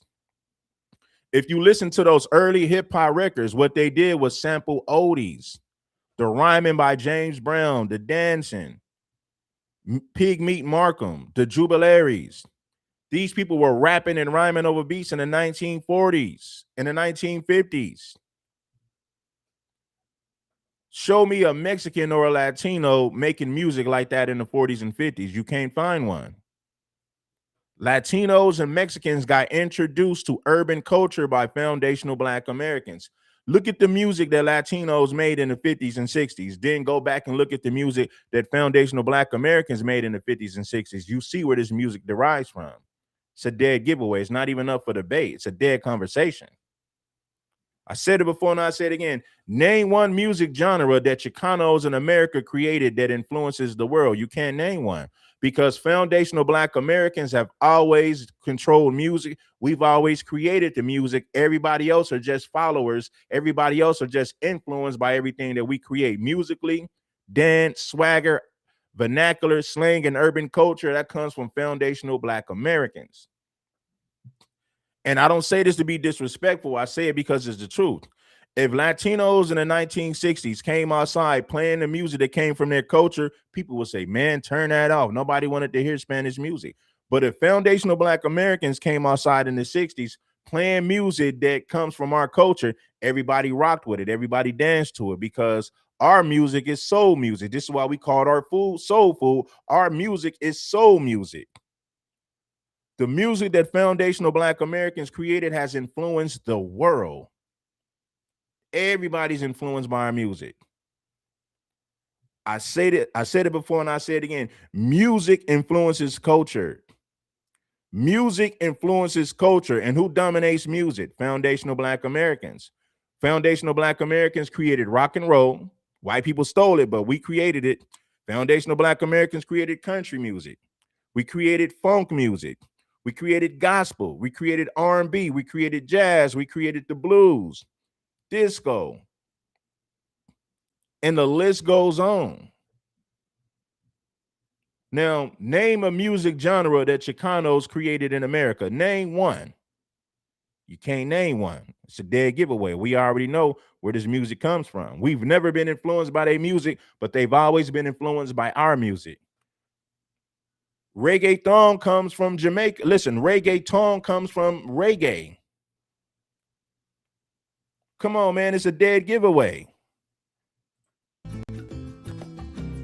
One book that has sparked much debate in this field is They Came Before Columbus by Ivan van Sertima. In it, he presents evidence. All I'm asking Mexicans is this. Name one music genre that you guys created in America that influences the world musically. You can't name one. You guys are students of hip hop. You guys are participators of hip hop, but you're not the creators of the music. You guys became participators, but you're not creators of the music. It's a dead giveaway. The jig is up. Similarities between ancient Mexican cultures and African ones, particularly the Egyptians. Let's take a closer look at some of these similarities. One of the most famous examples is the Olmec heads and similar sculptures found. When you listen to those early hip hop records, all they did was sample oldies that Black people made. The early records of hip hop was samples of the oldies. The music that foundational Black Americans created prior to hip hop is what shaped hip hop. That's where hip hop got its identity from. It comes from the music that foundational Black Americans created prior to hip hop. If you don't believe me, listen to those early hip hop records. All they did was sample the oldies, music that we made already. But of course, you don't understand the history. You're just a culture vulture. In many regions of North, Central, and South America. Some researchers have suggested that the facial features and headgear of the Olmec heads resemble those of Africans, particularly the ancient Egyptians. While this theory is still controversial and not universally accepted, it does raise interesting questions about the possibility of contact and influence between these cultures. Another interesting point of similarity is the use of pyramids in both African and Mesoamerican cultures. Both the Egyptians and the Aztecs built pyramids as religious and ceremonial structures, although the construction techniques and purposes differed. Shout out to Mr. BW, man. Mr. BW, bless the Cash App as well.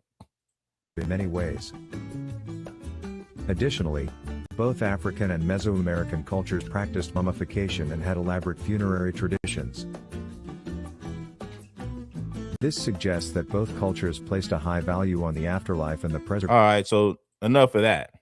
Let's go back to my original video, man. It is what it is. So, I'm just giving you, like I said, 100 miles per day. like I said, music influences culture, man. And the culture has always came from foundational Black Americans' music. Our music has always shaped culture. Our music has always influenced culture. The jazz musicians who used to perform in Los Angeles back in the 1920s, 30s, and 40s, they influenced the Mexican Pachuco culture. The Black jazz musicians was wearing zoot suits.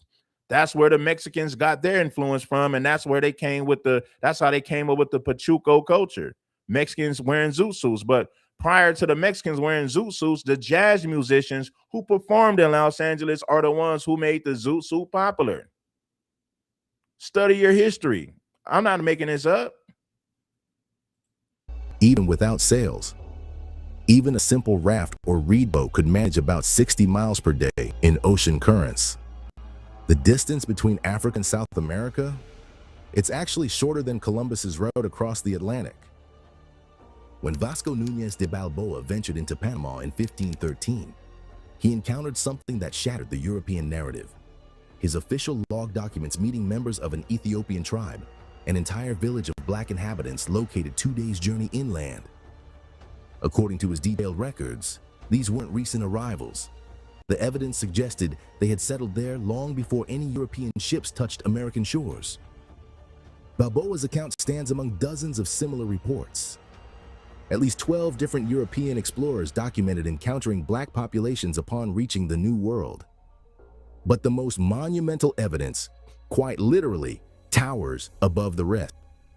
In southeastern Mexico, 18 colossal stone heads rise from the earth, each one facing eastward across the... And if you see the hair, a lot of times they don't show you the back of these skulls or the back of these statues. If you've seen the hair of the Olmecs and how they wear their hair and a lot of their culture, a lot of that could trace back to Africa, a lot of it. Now, some people say, well, these were just indigenous Black folks. They were not African. Well, history proves that Africans were already in Mexico. There was a lot of things going on between Africa. There was a lot of things going on. There was a lot of trade going on between Africa and Mexico hundreds of years prior to any European conquistador colonizer showing up.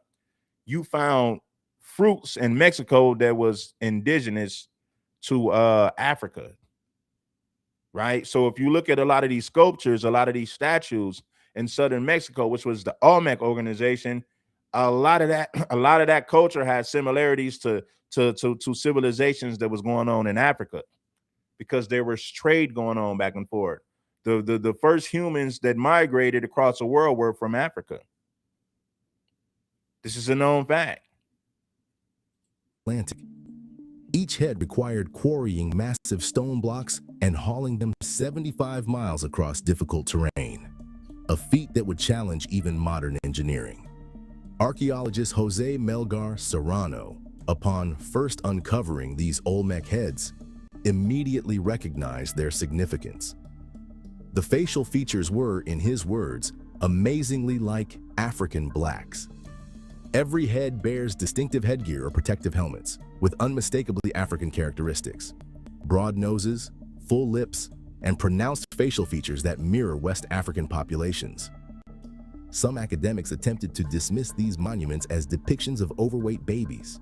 The presence of military headgear and mature facial features renders such explanations absurd. The scale of effort, quarrying, transporting, carving, and erecting these massive monuments speaks to their profound importance in Olmec society. In the Temple of the Warriors at Chichen Itza, murals tell an even more complex story. The artwork clearly depicts three distinct races. It shows Black and Indian allies battling against white invaders. The latter, identified by their long blonde hair and distinctive weaponry, appear to be Celtic warriors. The crucial detail? The murals show Blacks fighting alongside the Maya, indicating they had been integrated into Mesoamerican society long enough to form military alliances. They're going to say, no, no, no, that's not true. The physical evidence even extends beneath the soil. Archaeologists have unearthed pre-Columbian African skeletons throughout the Americas, dating from 800 BCE to 300 CE. These remains span more than a millennium, proving sustained African presence across multiple generations, centuries before Columbus set sail. Think about that. Black people had sailed across to the Americas and united with the native population to help fight against the white man. No wonder this story isn't shared in any history textbooks. If people knew this, now you're going to have a lot of people that's going to say, oh, no, no, this is not true, oh, no. fact, there would be cries to actually fix the entire whitewashed education system that has brainwashed. The whitewash education system. That's exactly what it is. A whitewash education system. That's what we've been dealing with. Don't dig that. These remains span more than a millennium, proving sustained African presence across multiple generations, centuries before Columbus set sail. Think about that. Black people had sailed across to the Americas and united with the native population to help fight against the white man. No wonder this story isn't shared in any history textbooks. If people knew this fact, there would be cries to actually fix the entire whitewashed education system that has brainwashed our communities for generations. Consider the timeline. Between 800 BCE and 300 CE, while Europe remained... It's an AI video. See, they're going to find ways to they're going to try their best to minimize what we're saying, but it's scientifically proven. This is deeper than a YouTube video. These are studies done by scientists, anthropologists, world explorers, right? So these are not just YouTube videos. It's backed up by research and studies of scientists, anthropologists, explorers, historians. Centuries away from developing adequate seafaring technology, Africans had already crossed the Atlantic and established communities substantial enough to warrant massive stone monuments. The Olmec civilization, dated to at least 900 BCE, demonstrates such strong African influences that leading historian Michael Coe declared, "There is not the slightest doubt that all later civilizations in Mexico and Central America rest ultimately on Olmec foundations." The Olmec society didn't just erect stone monuments. They introduced written language, sophisticated astronomy, arts, and mathematics to Mesoamerica. They built the first cities. See, a lot of people who do YouTube don't want their identity to be out there. They don't want to be famous. They just want to put out their stories and educate the people. So everybody don't want to get on camera. Everybody's not looking for notoriety and YouTube internet fame. In Mexico, their influence shaped every subsequent civilization in the region, from the Maya to the Aztecs.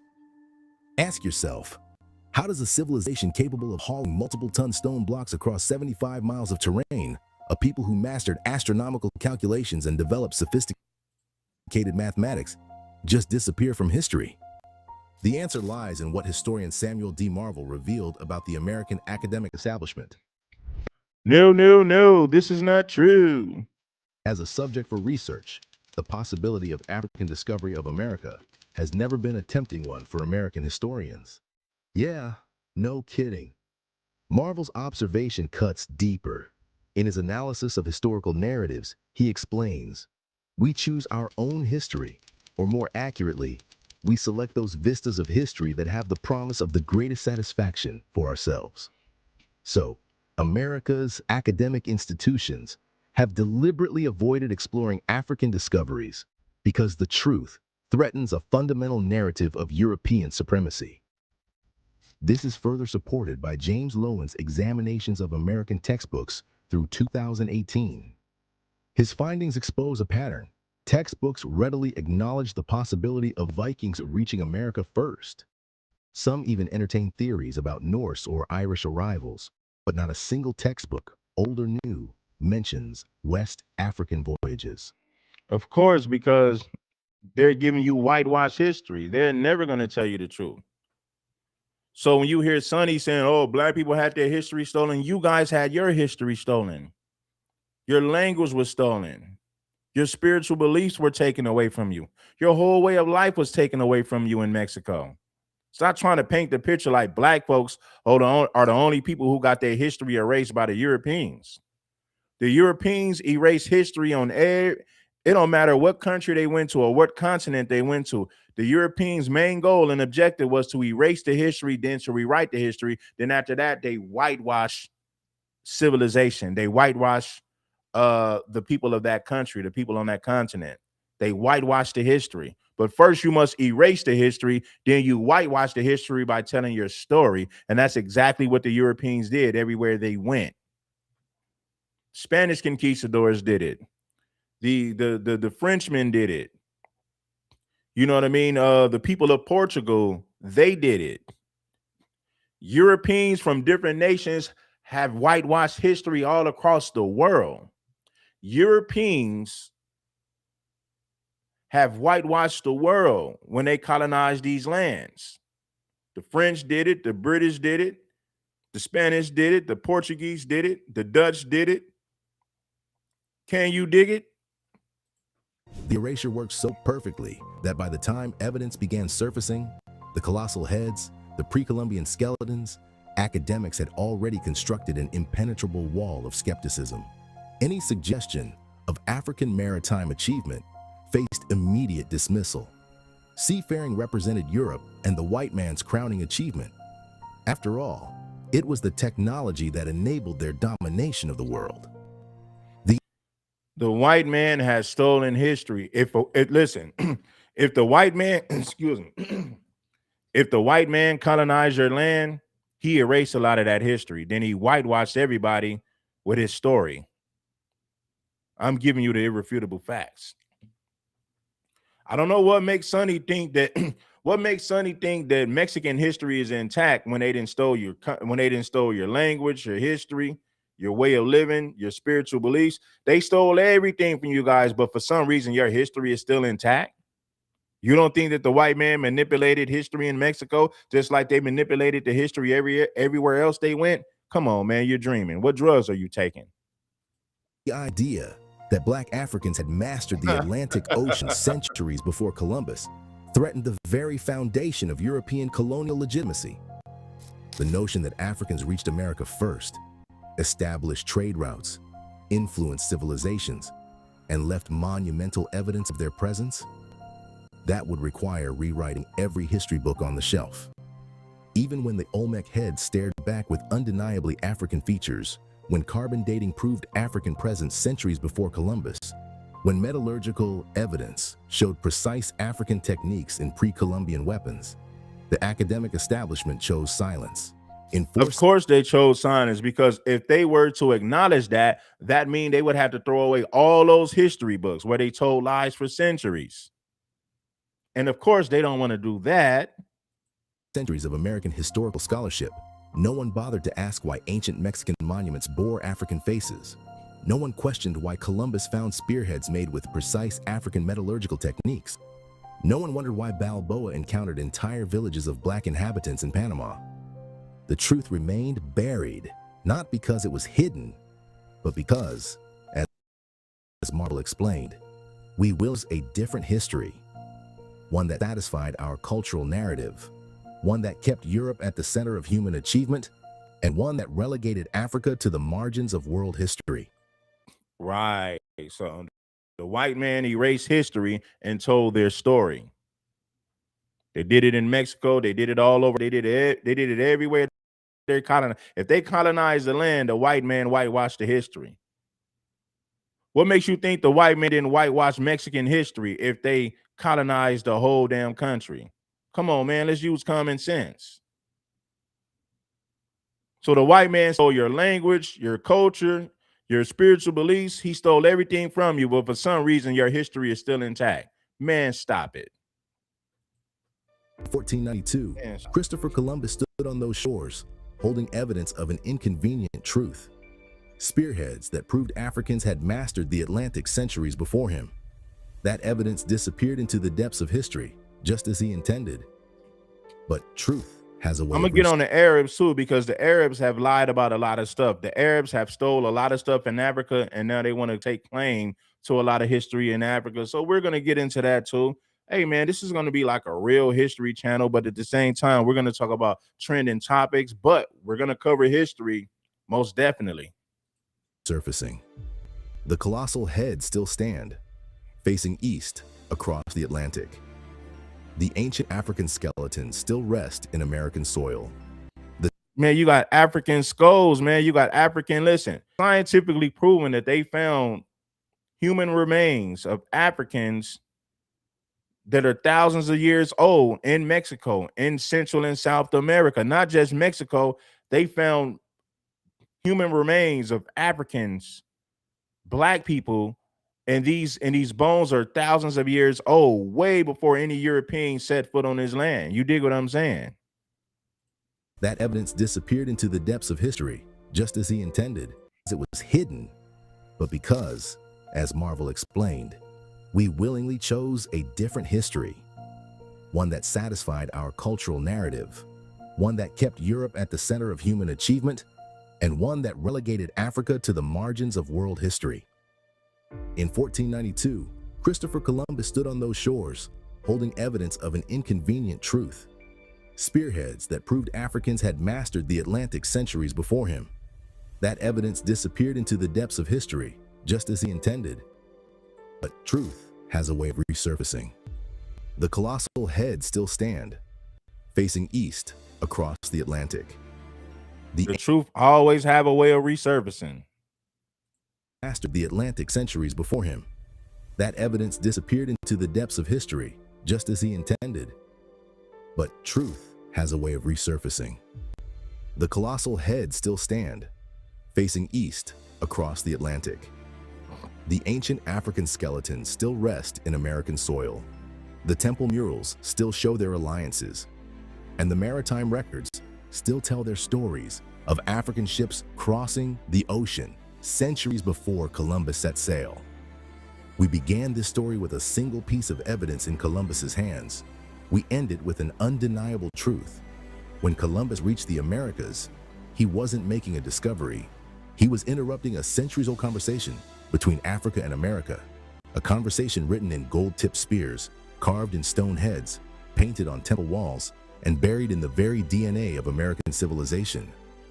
So the next time someone comes up to you and starts ranting about how Columbus discovered America, give them a piece of real history. If you're So listen, man, I appreciate, they're gonna say it's fake, right? They're gonna say it's fake because they've been brainwashed by Spanish conquistador history. So they're gonna tell you, no, no, no, it's not true, it's not true. So you can't deny human remains. And let me tell you something. You're not gonna find Mexican bones and Mexican skeletons in Africa, but you're gonna find African remains and African skeletons all over the Americas, and these skeletons are over 1,000 years old.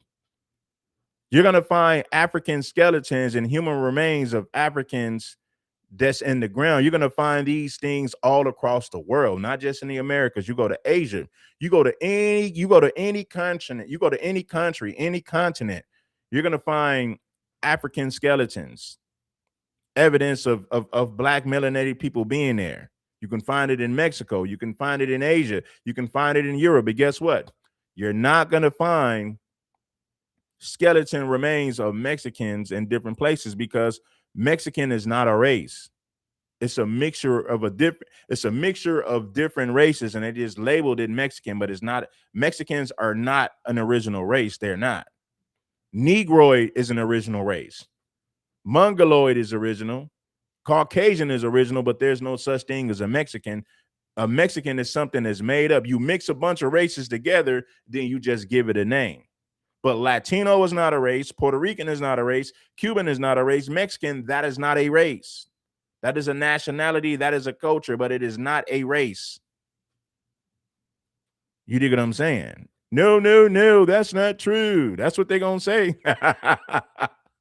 So look, I appreciate everybody for blessing that like button. It ain't nothing. It's King Supreme.